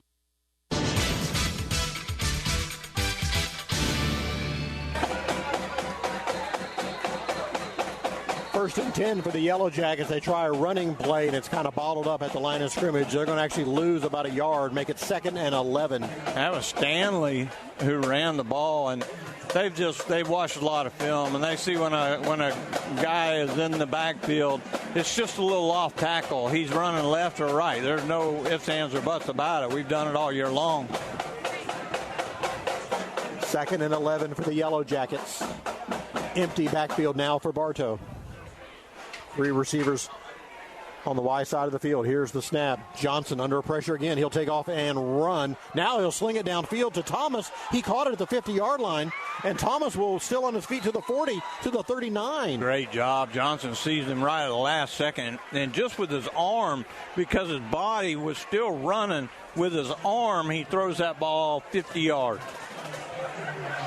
They're going to mark it all the way out to the 38-yard line of Panthers. 1st and 10 for the Yellow Jackets. Bartow needs to get some momentum going quick. Well, you know, I really don't know how much momentum it is. I mean, you think about that 21-0. Those 14 of those were off big plays. Yeah. And one of them's a very questionable play. Yeah. Yes. Here's the snap, empty backfield again. Johnson on 1st down, wants to throw. He does, and he's caught at the 18. Number 18's got the ball. That is Callens. Callens with a 1st down for Bartow inside the 25-yard line. Yeah, and really just all arm. Johnson's got to come out for a play. He lost his helmet. But that was all arm, guys. He's going backwards. He's on his back foot, and he wings the ball another 25 yards. And that is so hard to throw that ball on a rope like that. So Johnson does have to go off for one play. That's going to bring on Ethan Broche. He'll take the snap and hand off, and that's going to be Avis Brown Jr. He gets a couple. Oh, that should be a flag right there. Number 1, that's a delay of game. Number 2, it's unsportsmanlike. He was on the ground, and the guy walked up, and he whacked the ball out of his hands all the way back to the 10-yard line. You got to remember Plant did it, so it's okay. I forgot mine. I keep losing my head. Yeah, we clearly see which way this game's going. Yeah. 2nd down and 9 for the Yellow Jackets. Johnson, the quarterback, back in the ball game. Empty backfield, 3 receivers. Timeout taken by Plant. Johnson just got to be pure tired from running all over the place, too. You know, we don't even think about that. He's probably run 200 yards in the last 3 or 4 plays.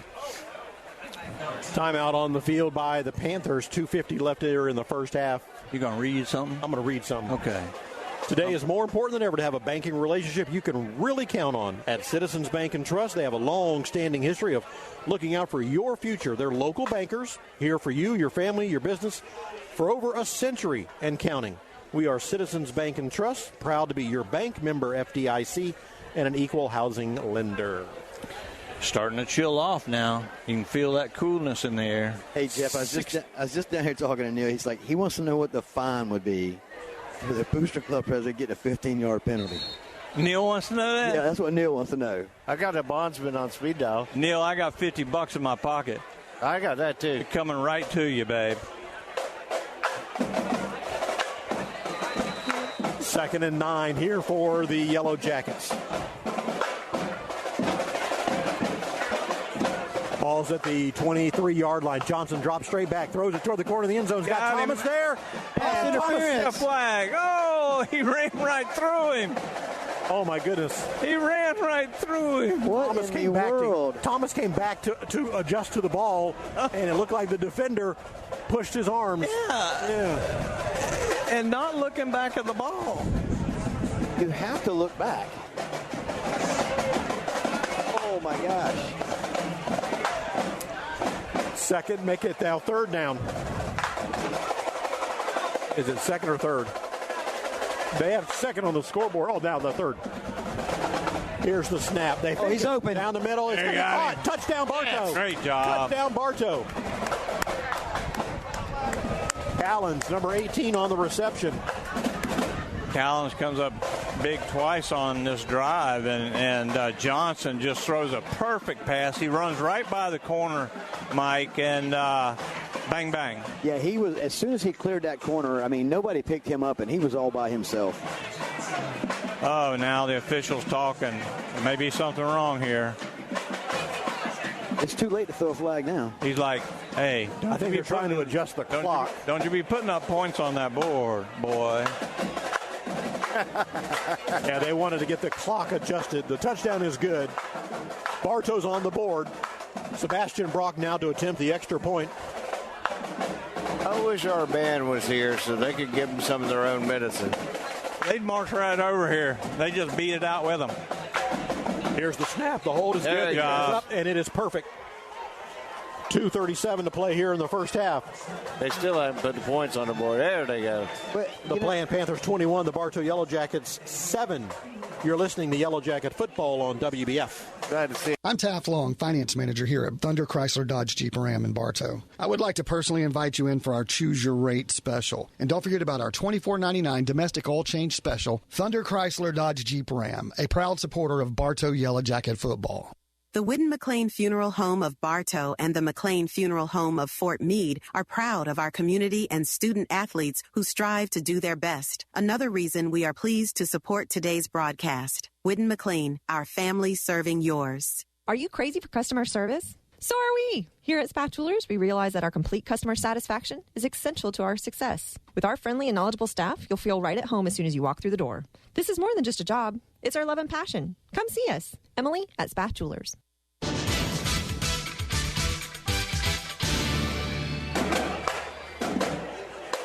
Welcome back to Plant High School. Yellow Jackets ready to kick it off. Sebastian Brock will send it up in the air. It's going to go out of bounds. It's going to go out of bounds about the 35. Neal made a play on the ball over there. Yeah, they'll bring it out to the 40. 35. 35. I feel like I'm a part of the drum line. Yeah, I know the tune. Bruce and I, give us a drum. We know that song now. I can play it solo. 1st and 10 for the Panthers at their own 35-yard line.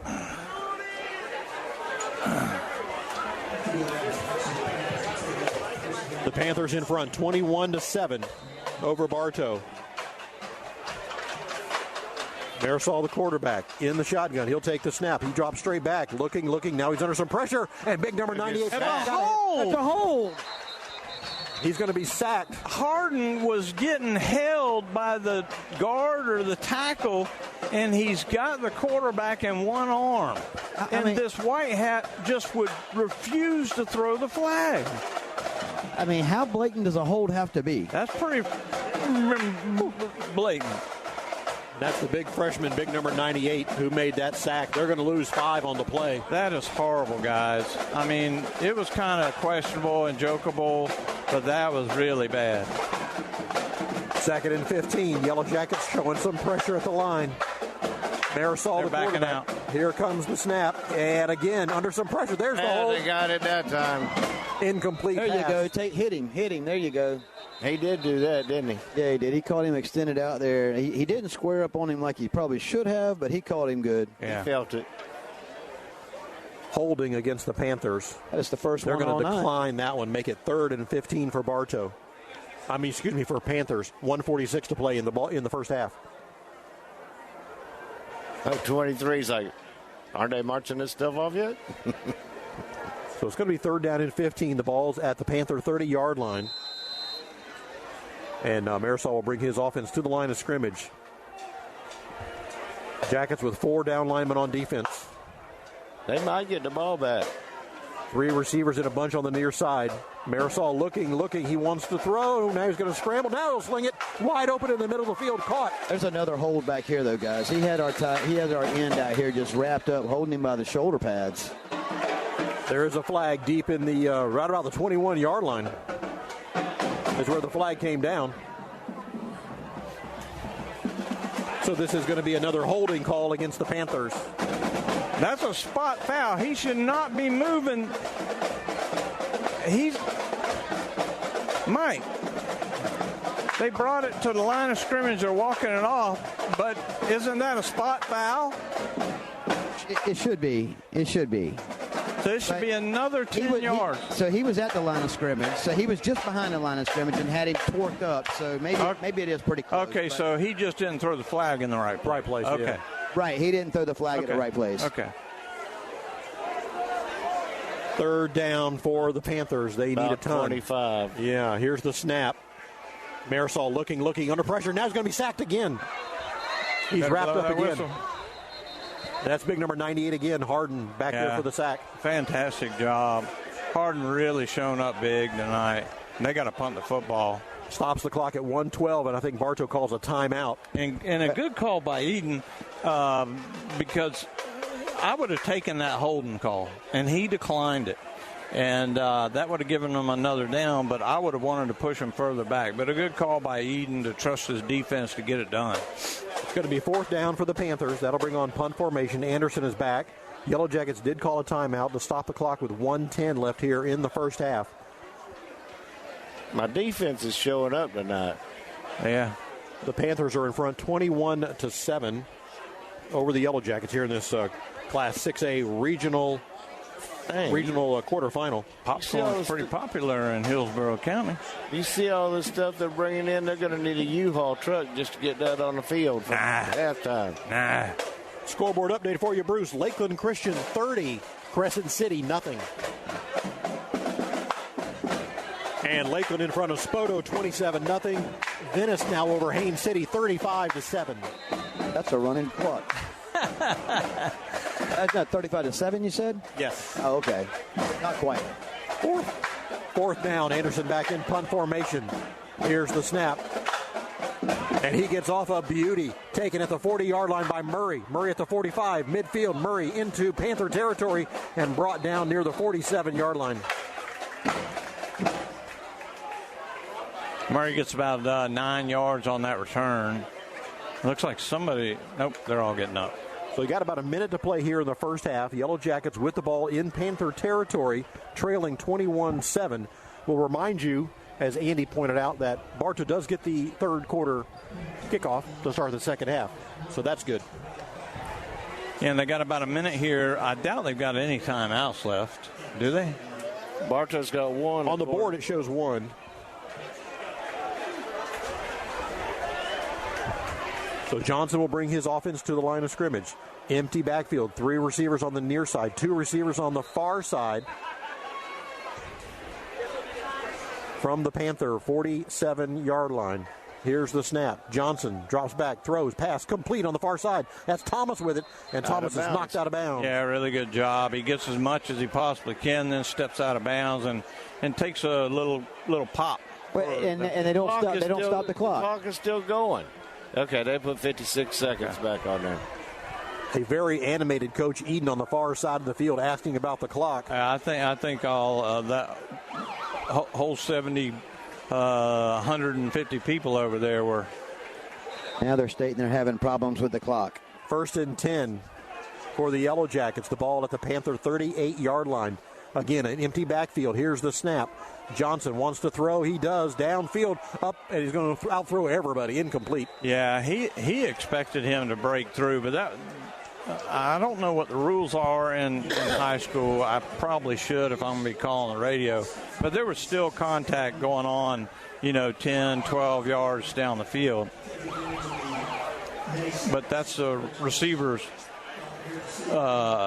He's got to break that and get downfield. It's going to be 2nd and 10 here for the Yellow Jackets. Clock shows 50 seconds on the scoreboard here left in the first half. Johnson calls for the ball, looking. Now he'll sling it again down. This time he got him. Now that should. Thomas tried to break back to the ball, and the receiver wouldn't let him. Yeah.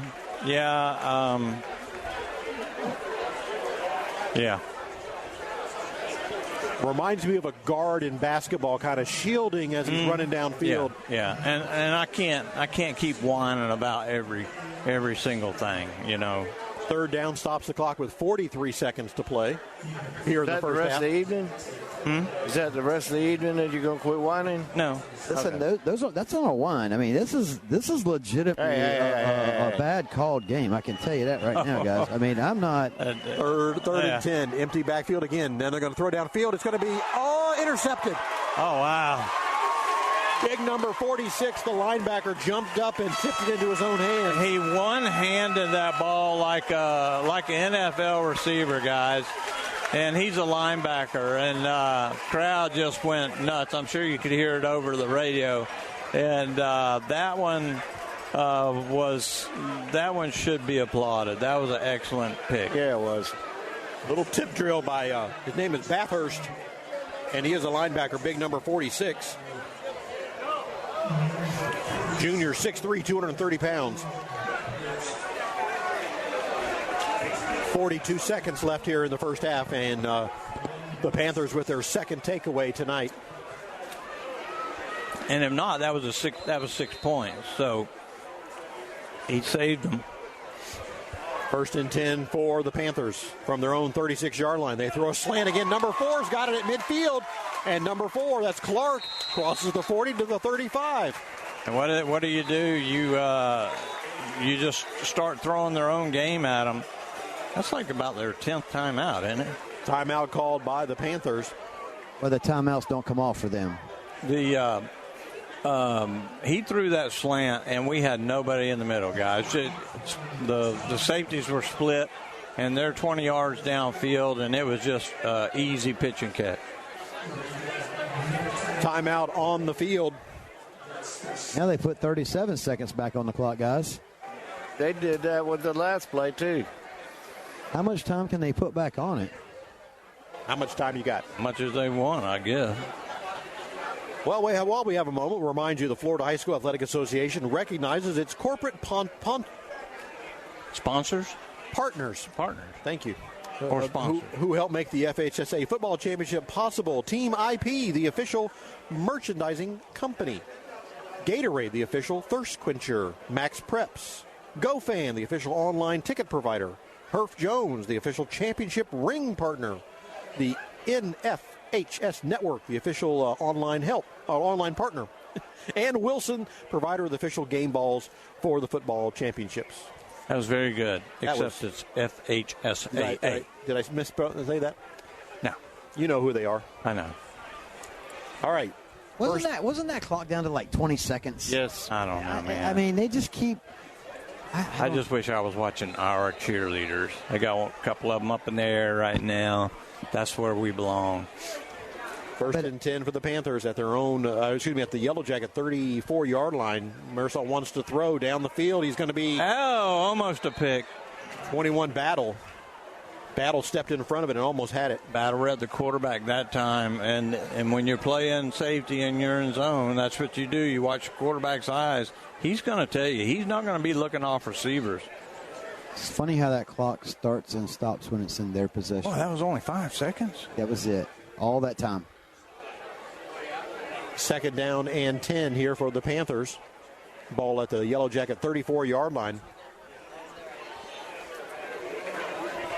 I suppose Anderson's got a pretty good leg on him.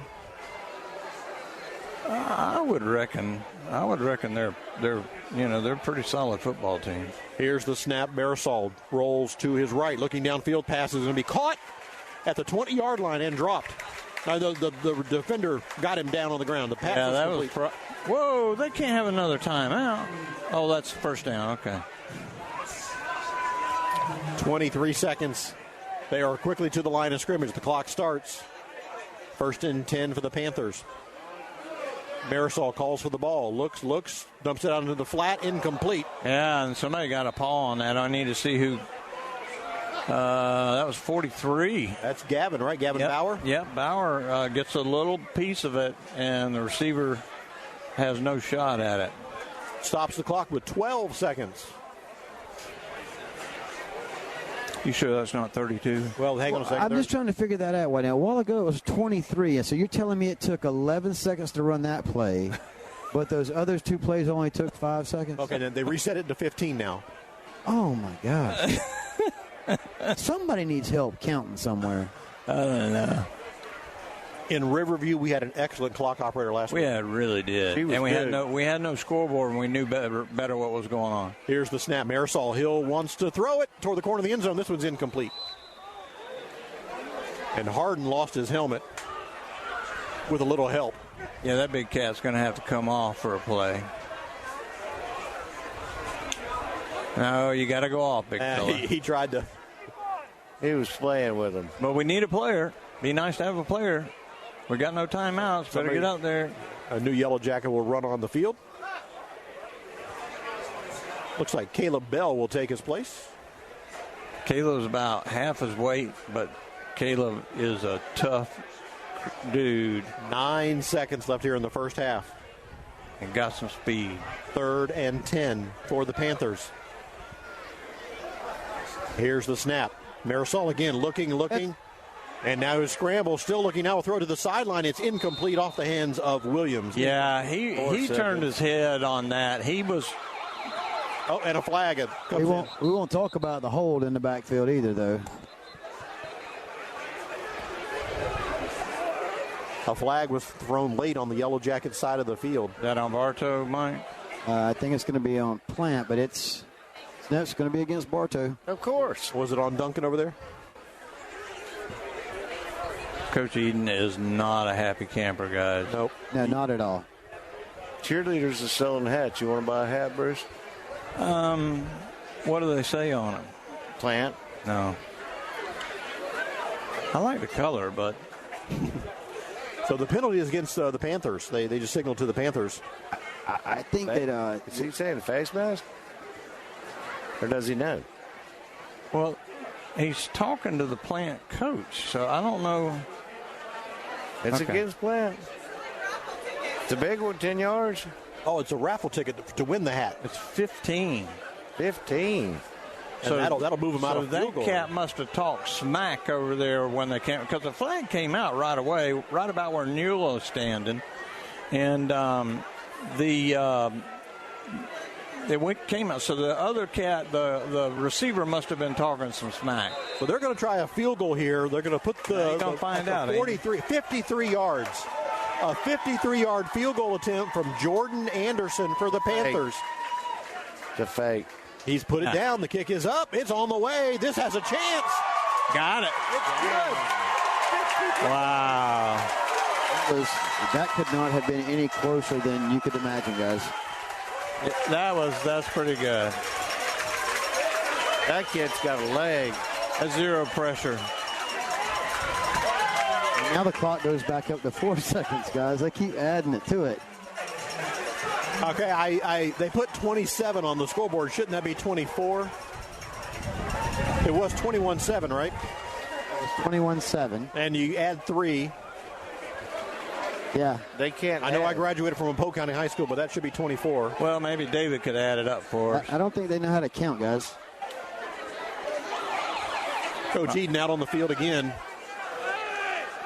And I believe that's the end of the half. He is not happy. No, they're going to make them play. They're going to make them do one more play, guys. I think. Let's see. Well, Bartow's walking off. The band is moving on the field, so yeah, that's the half. They're signaling everybody that's half. And it is now. They've corrected. 24-7 is your score. Mike, at your own peril if you want to approach Coach Eden. I'm going to do it. Probably shouldn't. I'm going to try it here. We'll see what happens. I mean, I know it's going to be. I think I'm just going to kind of feed into what he already knows. But anyway, somebody needs to put that siren out of commission. Well, let's see if Coach Eden has a few words for Mike that we can put on the radio. Hey, Coach, I know we're all a little bit frustrated right now. We kind of see what's going on. There seems to be some chaos amongst the officiating on the field tonight. When we look at the score, we're still 24-7. We had 2 big plays, a questionable touchdown in the end zone. It still makes it a 7-0 ball game. I mean, we're in this game. No doubt. I mean, we are. And at the end of the day, we just got to stop making mistakes. Offense, we cannot throw interceptions. We've got to capitalize when we get the ball down there. That ain't got nothing to do with the refs. So we need to do our job. Now, on that part, though, it's embarrassing. This is an embarrassment to Florida high school football. There's time going on. There's time getting put back on the clock. This is embarrassing. FHSA needs to take a look at it. This is embarrassing. Thank you. There you guys have it. I mean, We've all seen it, and you hear Coach Eden's expression about that. I mean, just the way he feels about that. And we've all seen it. I mean, we've questioned that clock many times. The officials say that the clock's malfunctioning, but then all of a sudden it starts working, and they start putting time back on the clock. So he's correct. I mean, it is quite an embarrassment. And you know, Mike, I give him so much credit because so many coaches would have said, oh, well, you know, it's this. But no, he calls it like it is, and that's one more reason why I love this guy. And he's my coach, I hope, for a long time. Absolutely. Yeah, and you typically hardly ever hear Coach Eden down. He's always an up positive. You'll never hear him talk bad about somebody like that. But for him to make a comment like that, it's clearly obvious, guys. There's something wrong here. It's halftime. The Panthers are in front of the Yellow Jackets 24-7. We'll send it back to the studios for the SEC football report. You're listening to Yellow Jacket Football on WBF. For Bartow Ford, the recipe has always been simple. Best service, best selection, and best prices. I am so certain there isn't a better deal out there that I am guaranteeing that we will beat any deal on a comparable vehicle or give you $1,000 cash. At Bartow Ford, we're different, and we prove it. Hi, this is Carla Meeks, a Bartow High alumni, and here's to a great season. If you're thinking about buying or selling a home, call me at Meeks Real Estate, 863-604-9287. Remember, I am not just a realtor, but your realtor. For over 50 years, Keith Spray Service has been serving Polk County with specialized treatment of delicate ornamentals, including rose bushes. Want to learn more about the treatments of ornamentals as well as expert lawn care? Call Keith Spray Service.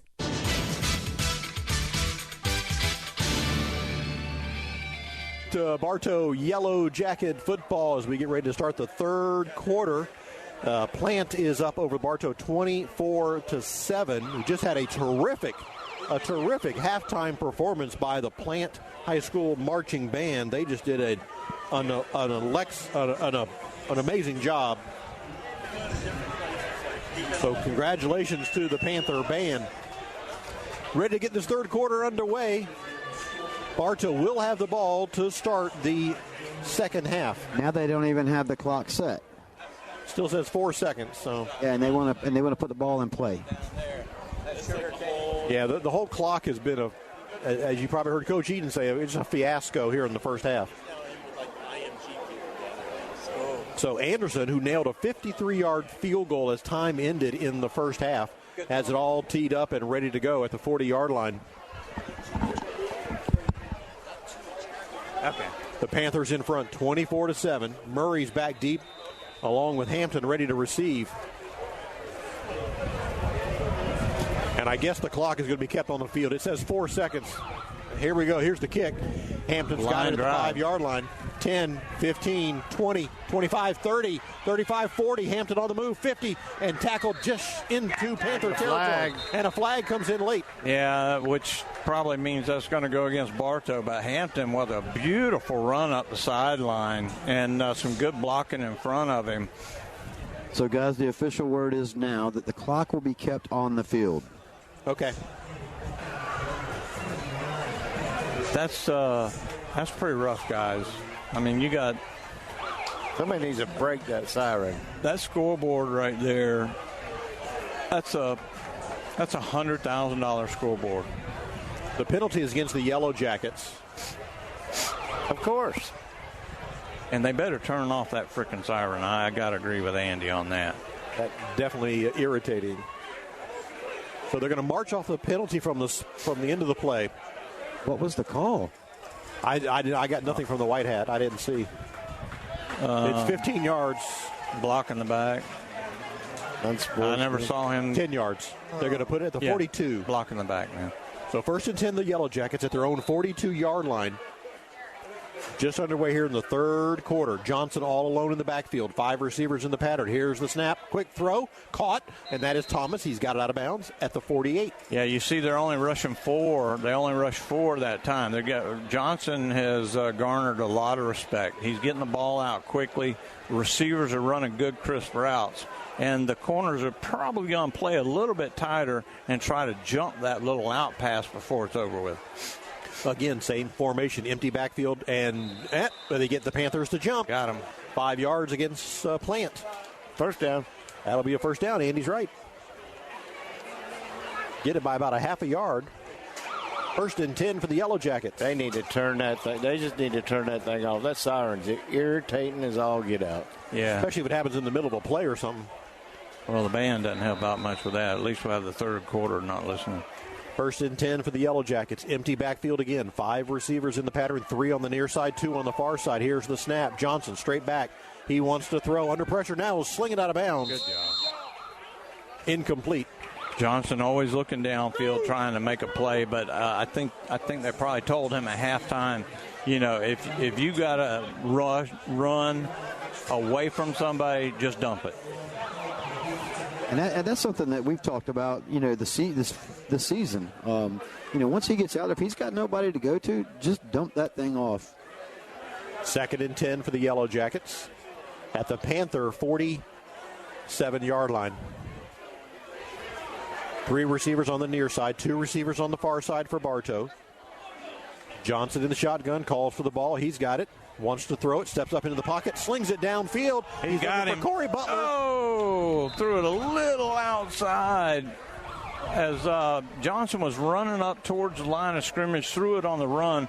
Butler's running down kind of on the yard marker, on the yard, the 20, the 30, the 10, and he threw it probably about 5 yards to the outside of that and just not able to catch up to it. Corey was able to get behind the defenders, and he had a couple steps. 3rd and 10 for the Yellow Jackets. Same formation, 3 on the near side. Here's the snap. They did a little wide receiver screen to Thomas.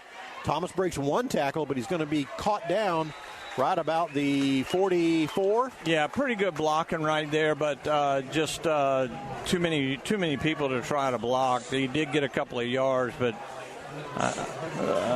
looks like Eden going to go for it here. I mean, at this point, what do you got to lose? 24-7 is the score. Jackets trailing. Got a lot of points you got to make up. And the defense has not played bad, guys.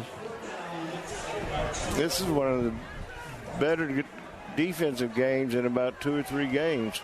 3 receivers now on the far side of the field, 2 on the near side. Here's the snap. Johnson throws, slant. Whoa! There you go. They got him.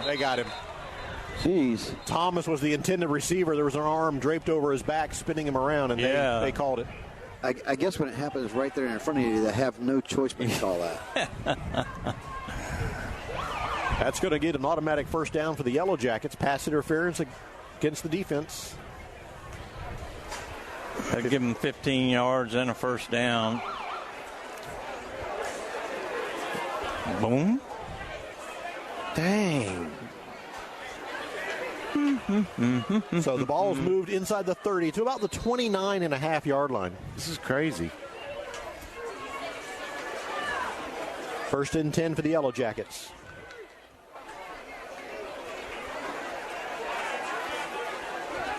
Thomas will join Johnson in the backfield. Here's the snap, and it's going to be a quarterback keeper. He's looking for some room, but he's got nowhere to go. You can't stutter step back there with those guys. They had 5 across the line of scrimmage.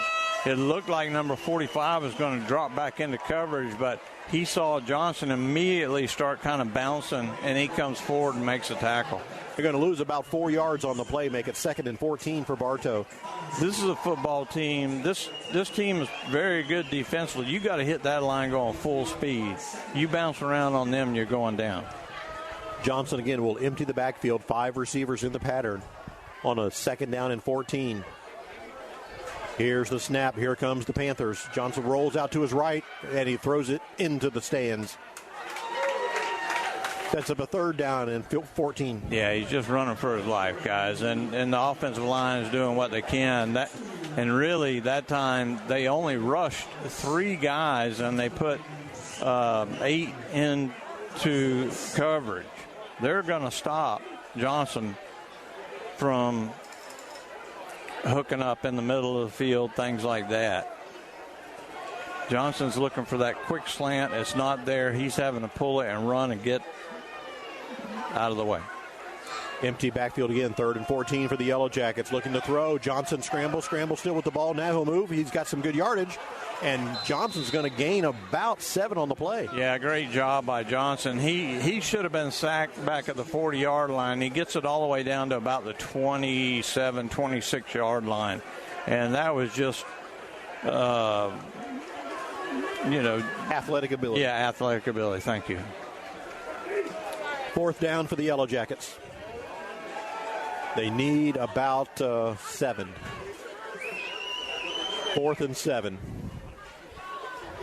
Johnson again, empty backfield, 3 receivers left, 2 to the right. Johnson steps back again. He's under pressure immediately, and down he goes. No time, guys. They came with man coverage, and they came with a 4-man. It was basically just 4 men, but they had really tight coverage. They took away that slant.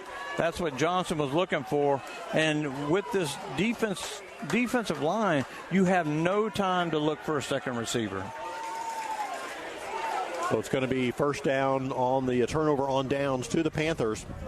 1st and 10 at the 32-yard line.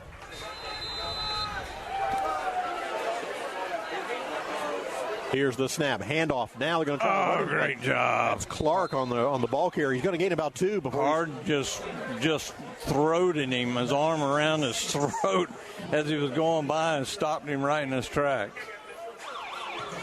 Gain of about 3. 2nd down and 7 here for the Panthers. We do not have an operating clock, so we don't know how much time is left here in the 3rd quarter. But it's sure letting us know it's there. Yep. They just need to turn that thing off. Marisol, the quarterback, he's going to fake the handoff to Clark. He wants to throw. He does. The pass is complete on the near side to Solomon, and he's got a 1st down. Yeah, good job by the receiver that time. He doesn't take any chances. He just catches the ball and kind of goes to the ground and making sure nothing happens. The last thing that Plant wants to do right now is turn the ball over. 1st and 10 for the Panthers at their own 43-yard line. Panthers in front 24-7. Here's the snap. Handoff to Clark. Up the middle he goes. Clark breaks 1 tackle, and Clark still moving. Clark crosses midfield into Jacket territory. And now they blow the whistle at the 49. Yeah, you gotta blow the whistle, because this is where the chipping starts and things start happening. When you let them get into a scrum like that, words are being said, and they got to blow the whistle and call the play dead. So they're going to put the ball down at the 49 of Bartow. It'll be 2nd down and 2 for the Panthers.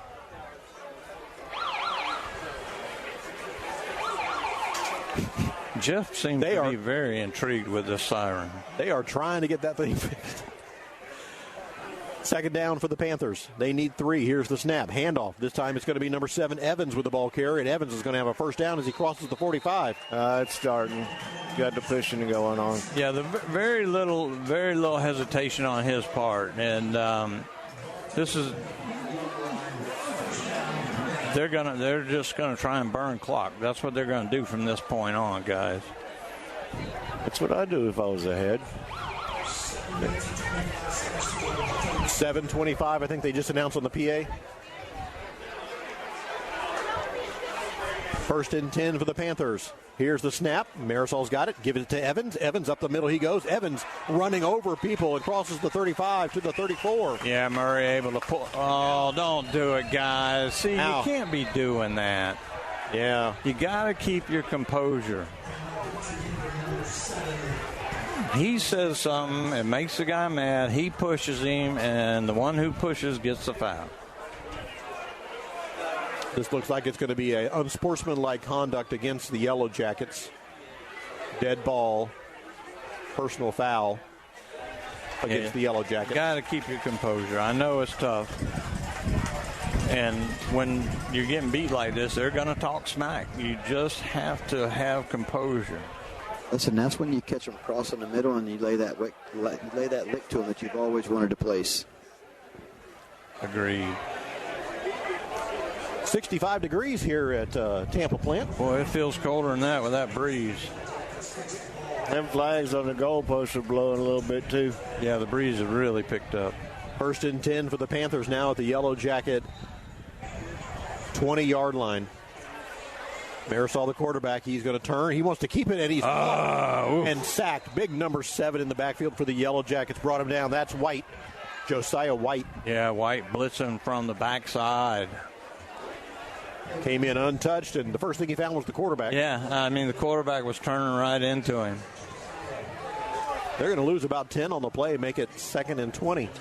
Have you understood a word that the announcer has said? I mean, everything at this place is perfect, but except the scoreboard and the announcer are 2 pretty important things. And that band makes too much noise. Well, the band was very good, though, at halftime. They were that. 2nd and 20 here for the Panthers. Marisol, the quarterback, he's got it. He fakes the handoff. He wants to throw, and he does. Got a hold of it. Pick. And that was not. That's going to be offensive pass interference, I do believe. You got a hold back here, guys. On Bartow? On Plant. Okay. Oh, you also got something in the backfield, and you got something downfield, too. Yeah. Did he catch that ball? No, he did not catch it. They're going to get him for offensive pass interference down close to the goal line, but there's a holding back here at about the 33-yard line. So two flags against Plant. So we'll take the 15-yarder, right?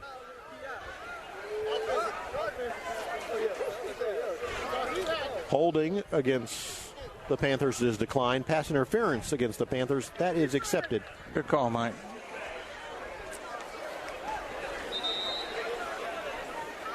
Timeout. Timeout for the mandatory water break, and we'll take it along with them. Your score, the Panthers 24 and the Yellow Jackets 7. You're listening to Yellow Jacket Football on WBF.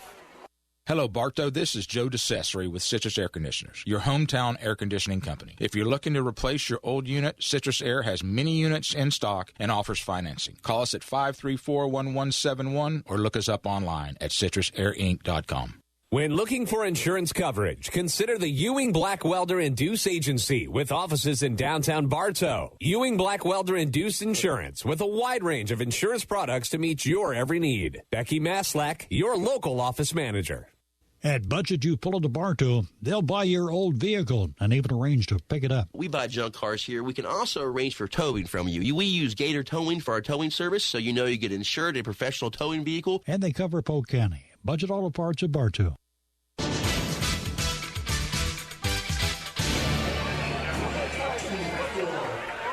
Welcome back to Plant High School. We are in Tampa tonight for this Class 6A regional quarterfinal between the Panthers and the Yellow Jackets. Panthers in front 24-7. The Panthers have the ball. They're facing a second down and 35 at least. They need to get all the way down to the 10-yard line. Here's the snap. Marisol wants to throw, sends it downfield. He's got it. Number 4. Clark with a reception and a touchdown. 45-yard touchdown strike from Marisol to Clark. Yeah, David just texted a few minutes ago. He says it's probably a good thing that Mike is out there instead of him or Lynn Horn. Could be some problems out there. Also wants to give a big shout out, and we need to give a huge shout out to Jake Ann Horn for being named the ground superintendent of the year. And that's a big deal, guys. Yeah. She's pro baseball, and she's incredible.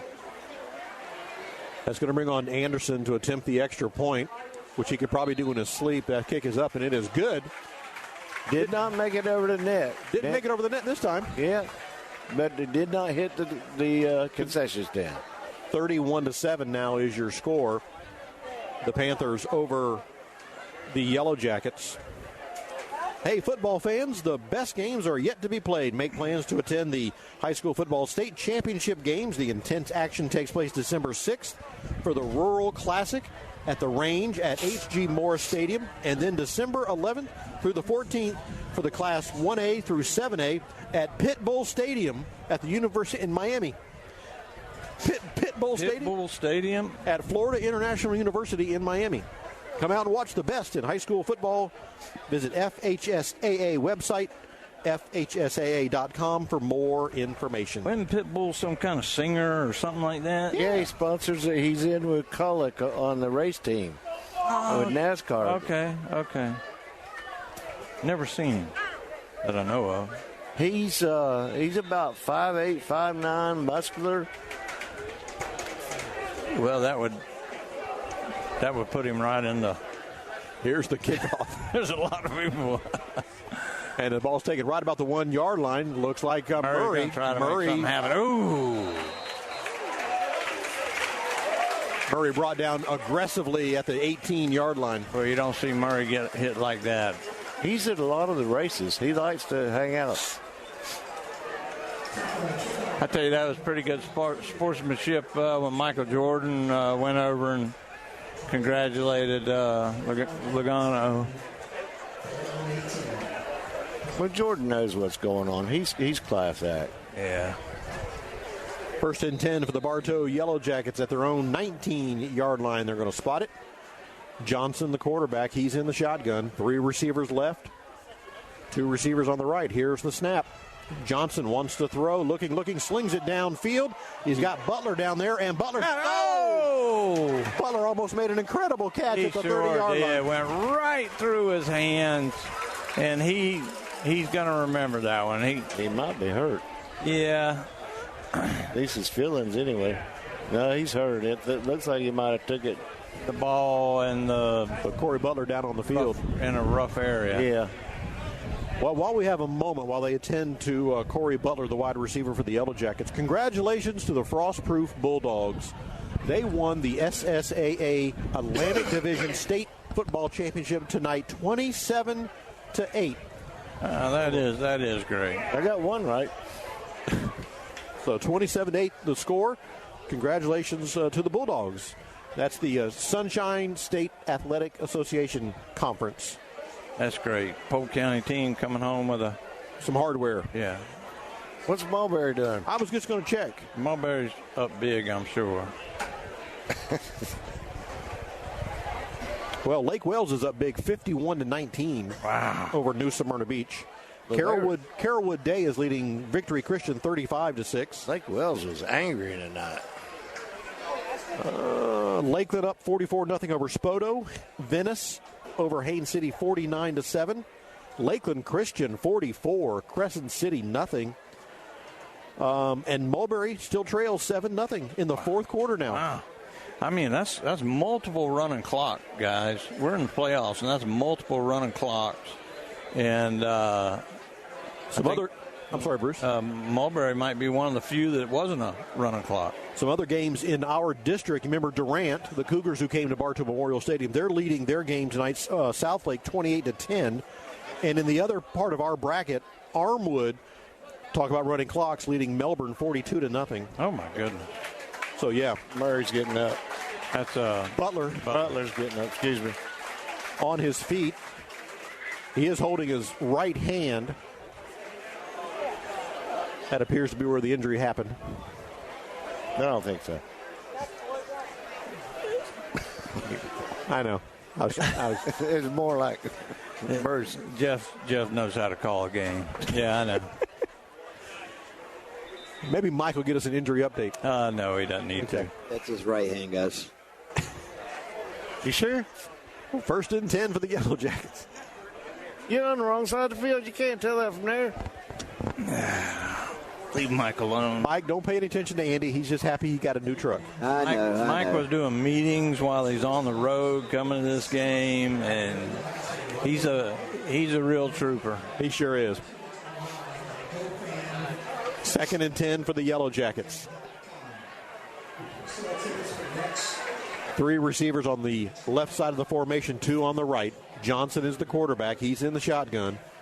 On a second and 10, here's the snap. Johnson throws, caught. Thomas has it at the 25, spins, and he's going to be brought down right at the 25. Ooh. Man, that's just so much stress on the quad. Those guys are so limber. If that would have happened to me, my leg would have been stuck behind me for like 3 weeks. 3? Only 3? Third down, 3rd and 5 for the Yellow Jackets. Keep it going to Lakeland tomorrow. Here's the Jackets. Johnson wants to throw, looking downfield, and he's going to be intercepted. Picked off at the 49-yard line. He came with a sidearm. There's 2 receivers, which means there's 2 DBs within 3 yards of each other, and the DB is able to slide down and make the pick. That's like 3 interceptions? Yeah. That's our 3rd interception tonight. Yeah. And in fairness to Johnson, he's been running for his life every play tonight. And I know Coach Eden is not going to make any excuses for that. He's not going to be happy with Johnson, but when he sits back and sees this on film, he's going to say, man, that kid just played his heart out. 1st and 10 for the Panthers after the 3rd interception. Here's the snap. Marisol will hand it off to Evans. Evans got a clear daylight. Evans with a big run into the secondary. Evans past the 30-yard line.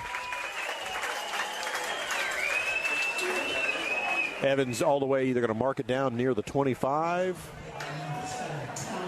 Check that. They're going to put it at the 27-yard line. 1st and 10 for the Panthers.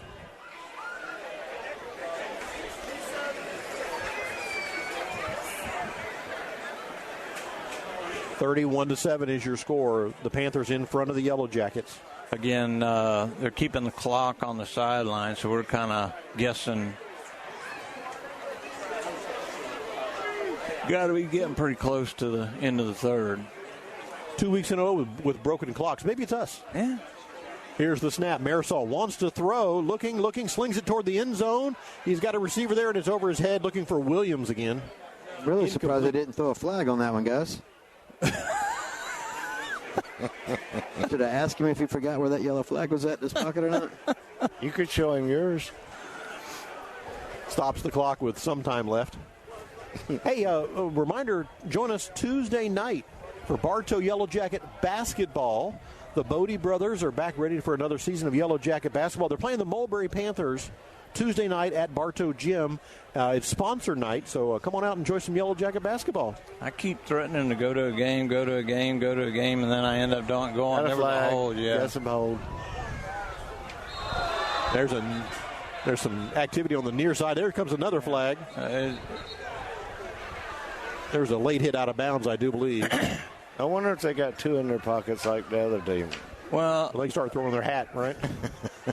I don't know. Mike might have saw it a little better, but it looked like one of our guys got hit, and then another one of our guys took offense to it. Somebody's hurt on our took some offense to it, and a Jacket player is down. They are bringing the training staff over from the other side of the field. The injuries occurred on the Plant side of the field. near the sideline. But we got a couple of flags to sort out. Well, one of them was a hold, but the other one, like I said, I saw a Yellow Jacket player get up and push somebody, and I'm just not 100% sure. At the end of the third quarter, it is Lakeland 51, Spoto nothing. He's up. 51, and it wasn't nothing? Lakeland's flipping the switch. That is 17, the injured Jacket, Markel Baker, who is now jogging off the field under his own power on the far side. Now we got to sort out the two penalty flags that were tossed. Well, we know what they'll be. Against the white team? Sure. I mean, is there any other team on the field? Holding against the Panthers. A dead ball, personal foul. Against Bartow. So you walk it back 10, and then you walk it the other way 15. That's what he's doing now. Getting his steps in. You know, with NASCAR season over, I know that's everybody's sad, but on the radio we got some other stuff to take care of. NFL football, right? In fact, we're going to do a college game tomorrow night, Tennessee and Georgia. We're going to have that on the radio for you. Well, good for 7 o'clock. And then, a doubleheader NFL game on Sunday. February, I'll be here before you know it. I can't wait. Daytona. So it's going to be, after all that walking, it's going to be second and about 5 here for the Panthers. From the Yellow Jacket 21, Marcel wants to throw toward the end zone. Got a receiver there, and did he get his feet down? Of course he did. Yeah, sure he did.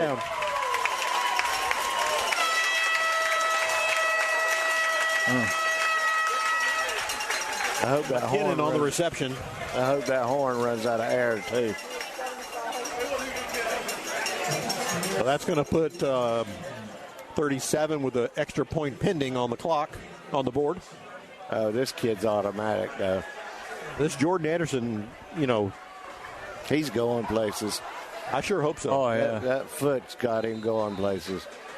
If you can just tune us in, he nailed a 53-yarder at the end of the first half. This kicker, Jordan Anderson, for the Panthers. Oh, and you got everybody moving. Did Bartow move first, or did... Sure they did.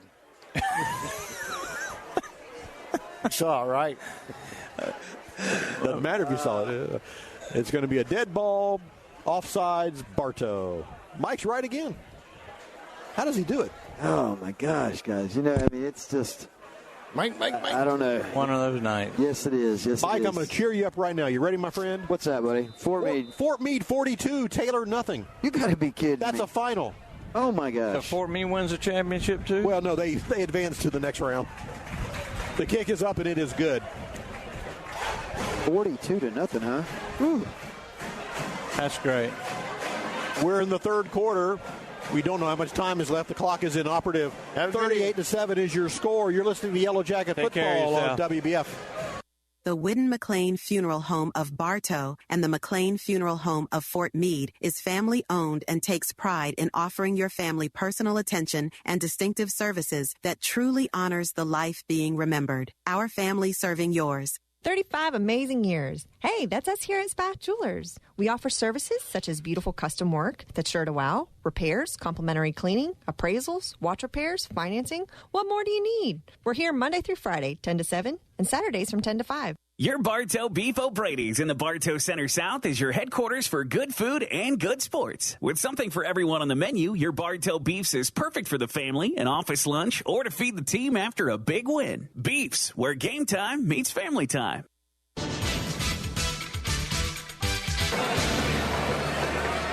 Here's the kickoff from the Panthers, taken at the 10-yard line. Looks like that's going to be Hampton. He runs all the way across the field and gets to about the 20. I'm going Don't do it. Don't do it. There's some. I'm going to flag. Oh, there's a shove. And there's a flag. There's 3 flags coming in the air all at once. Fantasy of flight next weekend. Oh, okay, cool. I'm going to see if Kermit will let me sit in his Mustang. Kermit Weeks? Yes. Yeah. I'm sure he will. Tom flew with him in his airplane a couple times. Really? Yeah. I had to remind him that, too. That tri-motor, that Ford tri-motor.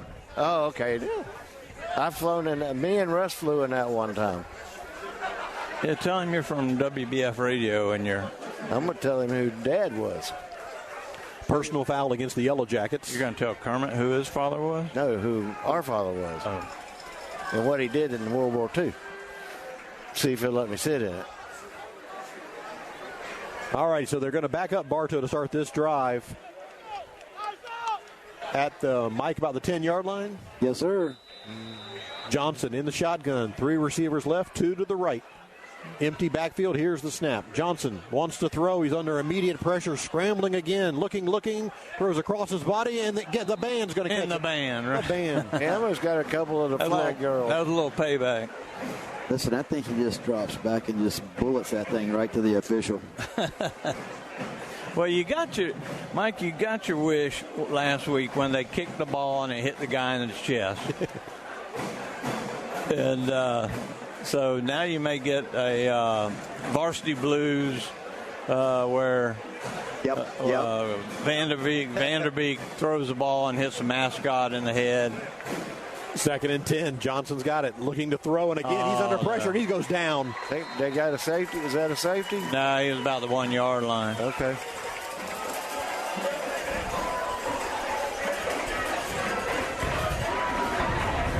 He has no time, guys. He can't even get his foot planted, and he's having to duck. Yeah, every time you see him take that snap, you see him, he's having to roll around one way or the other because he has no time to stand there. It's going to be 2nd and 20 now. The reserve people are starting to leave now. Actually, it's going to be 3rd down. Third and 20 here for the Yellow Jackets from their own 1-yard line. Here's the snap. Johnson quickly gets it out of his hands. Corey Butler back in the ballgame. He's caught it. Corey trying to make something happen. He'll gain about 3 or 4, and that's about it. Now they're going to have to, punt out of their own end zone? Into the wind. Into the wind, yeah. Yeah, that's a strong wind blowing right now, 2 guys.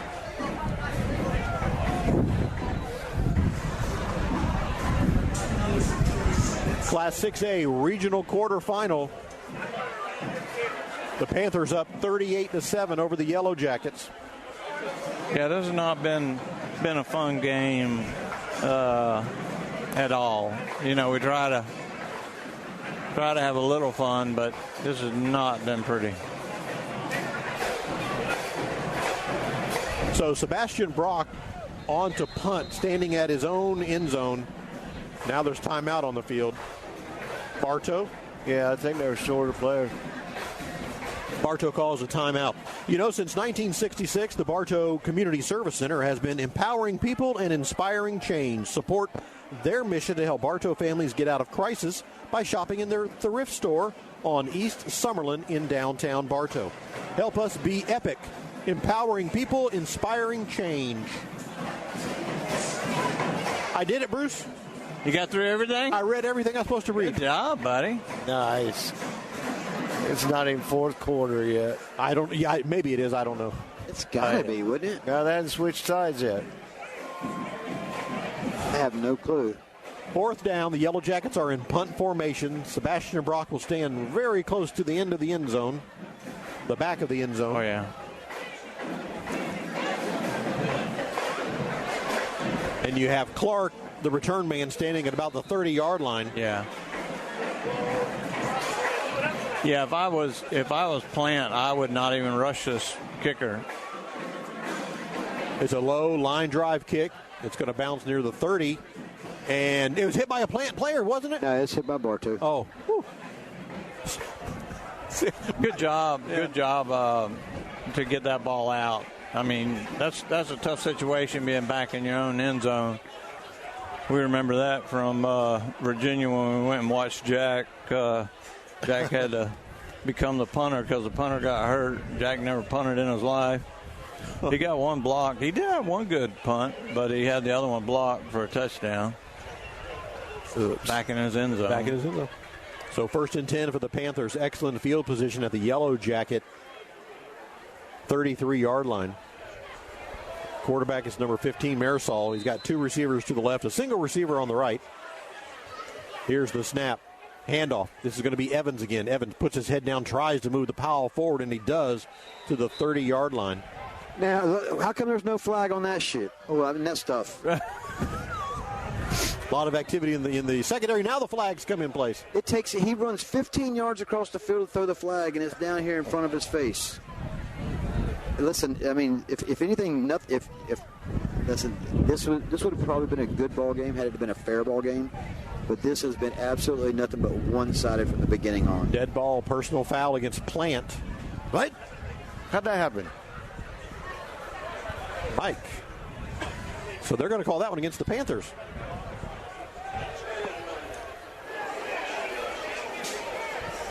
I guess if you can get away with it, you do it. Yeah. This is it's a final now. Armwood wins 49-0 over Melbourne. So Armwood will play the winner of this game next Friday night. Yeah. And Armwood is Armwood, guys. And that game will be in Armwood. Armwood is the number 1 seed. Yeah. Second down and about 25 here for the Panthers. Marisol wants to throw. He drops back, looking, throws across the middle. He's got his receiver complete inside the 20-yard line. Looks like we might have another running. That was Solomon. Yeah, I mean, it's just that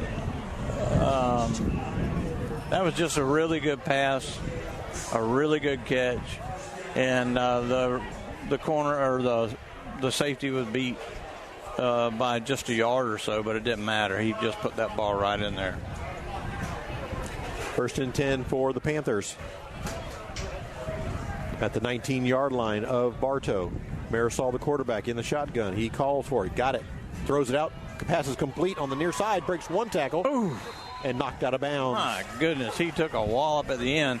He got the corner. I guess that was Hampton over on that side. He spins him, and he gets loose. And then another player comes up and grabs him. And then right about that time, he gets walloped by a safety. And I think that might have been Murray. No, it's 21. That's Battle. Yeah, Battle came up. Jason, I want to know what the score is. It's not good. What's 38-7, and I believe that is the end of the quarter. Yep. Oh my gosh, that was the longest 12 minutes. I know. End of the quarter. 38-7 is your score. The Panthers in front of the Yellow Jackets. You're listening to Yellow Jacket Football on WBF. I'm Taff Long, Finance Manager here at Thunder Chrysler Dodge Jeep Ram in Bartow. When you walk through our doors, you will find our team of friendly and experienced automotive experts who are dedicated to helping our customers. Come in or call us today. Thunder Chrysler Dodge Jeep Ram. Hello, Bartow. This is Joe DeCesare with Citrus Air Conditioners, your hometown air conditioning company. If you're looking to replace your old unit, Citrus Air has many units in stock and offers financing. Call us at 534-1171 or look us up online at citrusairinc.com. S.R. Wright & Company can help you at every stage of your financial future, from personal planning to insurance reviews, from business problem solving to deferred compensation plans. Steve Wright & Company on Avenue H, Southeast in Winter Haven.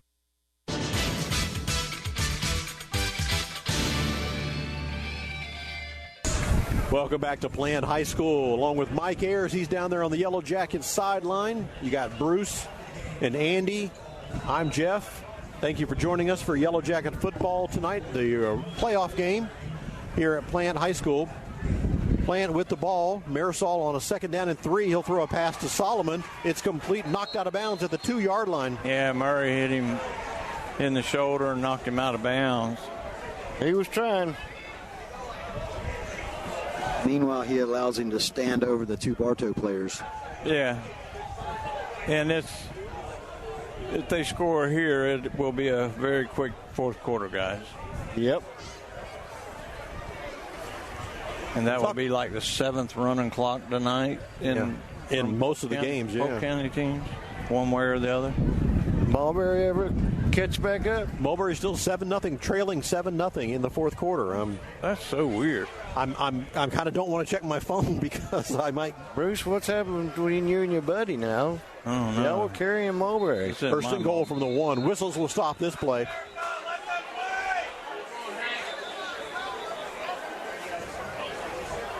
It's a final now. Lakeland a winner, 51-6 over Spoto. So Lakeland advances. Is that the ledger that pops your phone? It's Max Preps. Max Preps. And Venice a winner tonight over Haines City, 56-7. That's a final tonight as well. At least some good came out of the evening. I told you it's going to be a long ride home. Lake Wales a final too. Lake Wales wins 52-19 over New Smyrna Beach. Good for them. They still in the playoffs? Oh, yeah. Good. It is still 7-0 Nature Coast Tech over Mulberry. The penalty was against the Yellow. Oh, they throw a touchdown pass in the end zone, and it's caught, completed. And yes, the Miners win tonight too over Taylor, the Wildcats. Touchdown pass of about 5 yards there into the end zone. They connected with number 3. That was Thomas who caught the ball. So now we take quick work of the fourth quarter, I think. Yeah. Pending the extra point from Mr. Automatic Jordan Anderson. Although this time he's kicking this way, away from the concession stand. I don't think it matters. I don't think it does either. This one could end up on the street. It's up and it is good. 45-7 is now the score. The Panthers in front of the Yellow Jackets. We'll take a break. You're listening to Yellow Jacket Football on WBF. Hi, it's Erin with Evolve Contracting. While there's no shortage of landscape and irrigation companies, you deserve the option that's the best fit for you. At Evolve, we offer 3D imaging and an irrigation program that saves you water, time, and money. Call us at 863-537-7537. 35 amazing years. Hey, that's us here at Spath Jewelers. We offer services such as beautiful custom work that's sure to wow, repairs, complimentary cleaning, appraisals, watch repairs, financing. What more do you need? We're here Monday through Friday, 10 to 7, and Saturdays from 10 to 5. At Budget You Pull to Bartow, they'll buy your old vehicle and even arrange to pick it up. We buy junk cars here. We can also arrange for towing from you. We use Gator Towing for our towing service, so you know you get insured a professional towing vehicle. And they cover Polk County. Budget Auto Parts at Bartow. I tell you what, this is a... Welcome back to Plant High School. 45-7 is your score. Tom, I apologize. The Panthers all over the Yellow Jackets tonight. Here's the kickoff. Low line drive kick, taken to the 12-yard line. That's going to be Thomas. He's across the 20, 25. Thomas breaks it back. Thomas got some daylight. Thomas at the 40. He's at midfield. And boy! Oh, my goodness. Darn. Thomas just laid a wall up on the kicker. And that's what I'm talking about. Did he fumble the ball? Did he fumble the ball? There's a lot of activity right in front of the Yellow Jacket bench. Panther players are pointing that way. Panther saying they have the ball, but big number 92, who popped up and is now jogging off the field, he really took a lick from Thomas. Was that the kicker? The kicker, yes. Yeah. Oh, my goodness, that was a wallop. Yeah, he turned that head down. I think he was just sizing him up when he was coming at him anyway. He was looking for somebody to hit. Bartow ball. It's going to be Bartow's ball. He found it. So a nice return by the Yellow Jackets. And they'll be in business here, 1st and 10 at the Panther 40-yard line. That's going to be until Plant's coach comes out and has a talk with the official. They'll overturn that. You should have thrown a flag. The official is telling the coach they couldn't see what happened. The ball was out of bounds, and they didn't know what happened. So the play stands, as called. Yes. And the official said, I would think these are all new players for Plant, guys. 1st and 10 for the Yellow Jackets at the Panther 40-yard line. Johnson, the quarterback, 3 receivers on the near side of the field. Here's the snap. Johnson wants to throw. He's got Thomas on that little wide receiver screen. Thomas breaks one tackle, and Thomas gets to the 30-yard line. He's going to be close to a first down. Good tackle by number 29. The safety. Here we go with the band in that end of the field. Yeah. And with the roof, that makes it sure does. It gives it almost like a megaphone. Oh, my goodness. Johnson is sacked in the backfield. He'll lose about 10 yards. It'll be second down and 20. These are kids that don't get a lot of playing time, guys, and they're eating it up. Yeah, they're You can find a diamond in the rough in situations like this. 2nd and 20 here for the Yellow Jackets. Ball's at the Panther 40-yard line. Panthers in front, 45-7. Here's the snap, and they throw it out in the flat. It's incomplete.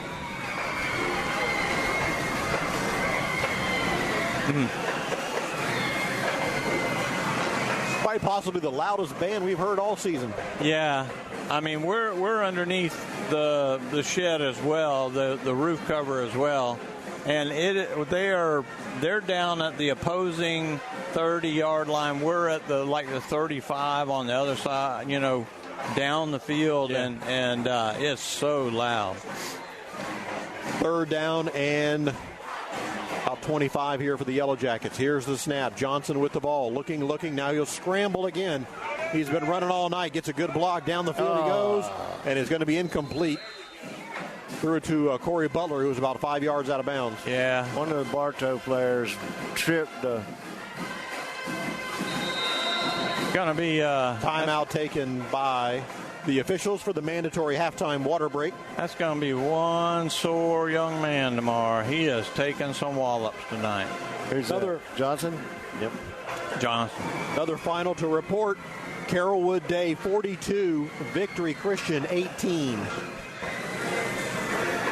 Damn, I'm sorry I predicted that. Sorry I went the other way. So Frostproof a winner tonight. Lake Wales a winner tonight. Armwood a winner tonight. Durant a winner tonight. Well, they're winning 35-17 in the 4th.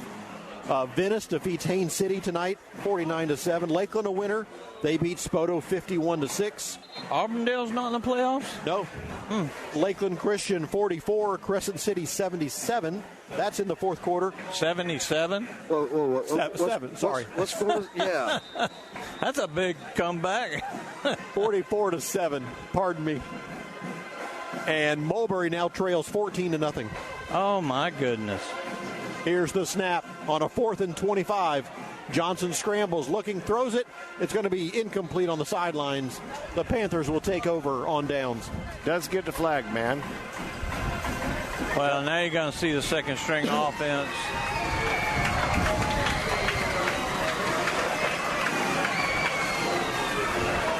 And it appears that Tampa Plant will be on the road next week to play Armwood, who won tonight 49-0. Yeah. So Armwood put up 49. Plant so far has put up 45. Yeah. But this is Armwood's a different. Yeah. Different animal. Yeah. And congratulations, Fort Meade, a winner tonight. Oh yeah. Well, if Plant brings these officials with them, they might stand a chance. They're playing in Armwood. If these officials show up over there, they may have a shot. And the Frostproof Bulldogs, they're state champions tonight in the Atlantic Division of the SSAA. That's pretty cool. 1st and 10 for the Panthers. And they're going to be caught. That's a new quarterback in the ball game, and he's going to be sacked behind the 30. Yeah, Murray came and gave him the what for right there. Panchaloni. Panchaloni? P-A-N. Panchaloni. Well, that's still Italian, though, Number isn't 14. it? Anytime it finishes with a Loney, that's like Italian, right? Could be, yeah. If it ends in a vowel or mafia. Yeah, it's I mean, if it starts with a P, you could throw some Polish in there, but I'm just not thinking. I'm thinking it's Italian. 2nd and 20 for the Panthers. Here comes 3 receivers Murray on the near side. Here's the snap. Handoff. And Murray gets in on it again. Number 26, the ball carrier that time. Oh, 26 is a little bitty guy. He must be like a freshman or something. Molina. Rob Molina. Does it say what he is? He is a senior. He's a senior? 5'9", 167 pounds. Oh, he ain't 5'9". He's, what, 5'6", Mike? Yeah, he's about, well, he might be 5'7", 5'8". He's about my height. 5'2". 5'2". Oh, my goodness. It's a rough crowd. It is. And you're with it every week. Oh, I know. I don't get it. Wouldn't have it any other way, right? 3rd down for the Panthers. They need about 25 for a first. Here's the snap. And on the run, throws it incomplete. A little low for his intended receiver. Bounces on the ground. So it's 4th down. That quarterback's not that tall either, is he? He's not a big boy. He's nothing like their starting quarterback. But says he's a junior, 6 foot, 165 pounds.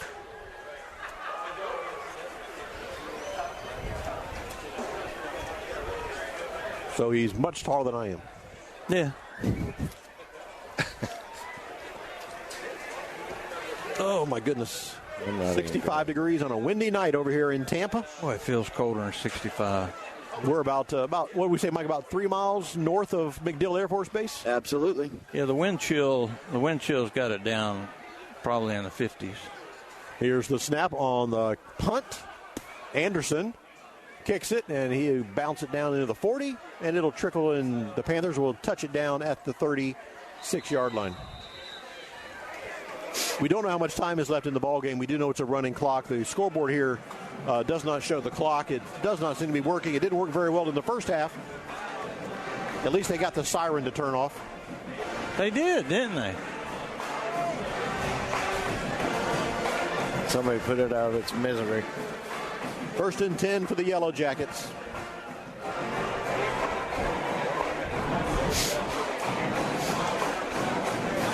So we talked about college football tomorrow on our radio station. Tennessee and Georgia, 2 top 25 teams going to battle there in Georgia.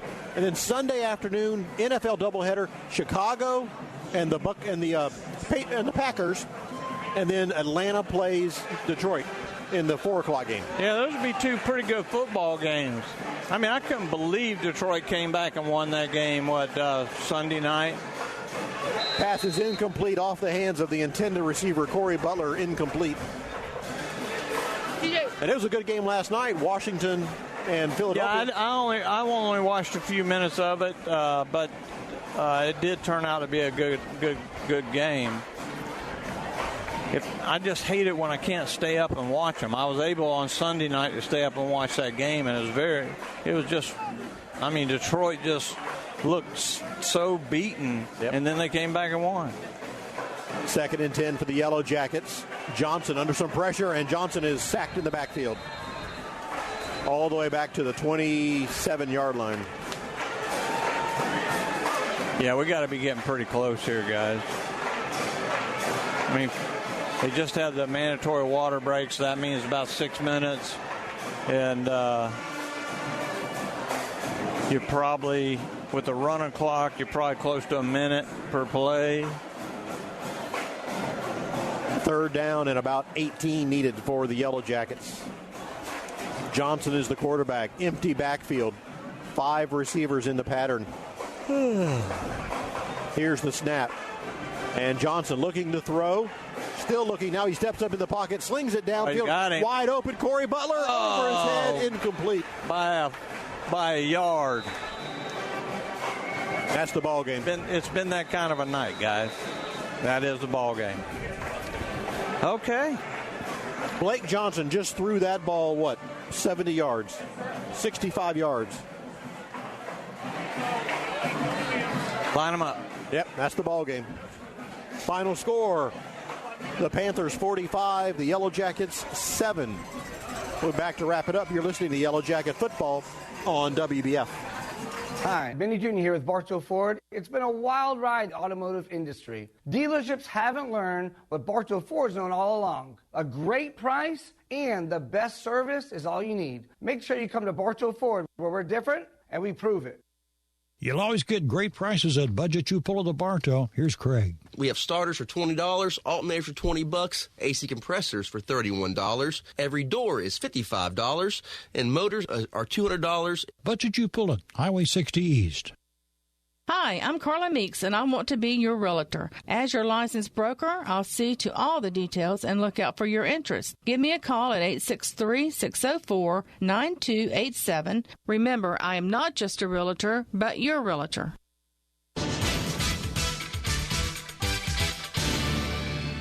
Help you. Welcome back to Plant High School, where tonight the Panthers have defeated the Yellow Jackets. You won the game, though. 45-7. Yeah, there's not a whole lot to talk about, guys, except I would like to congratulate this Bartow High School football team, Coach Eden, on another winning season, and another playoff appearance. Yeah, another playoff, and I'm just happy. I'm happy that he's.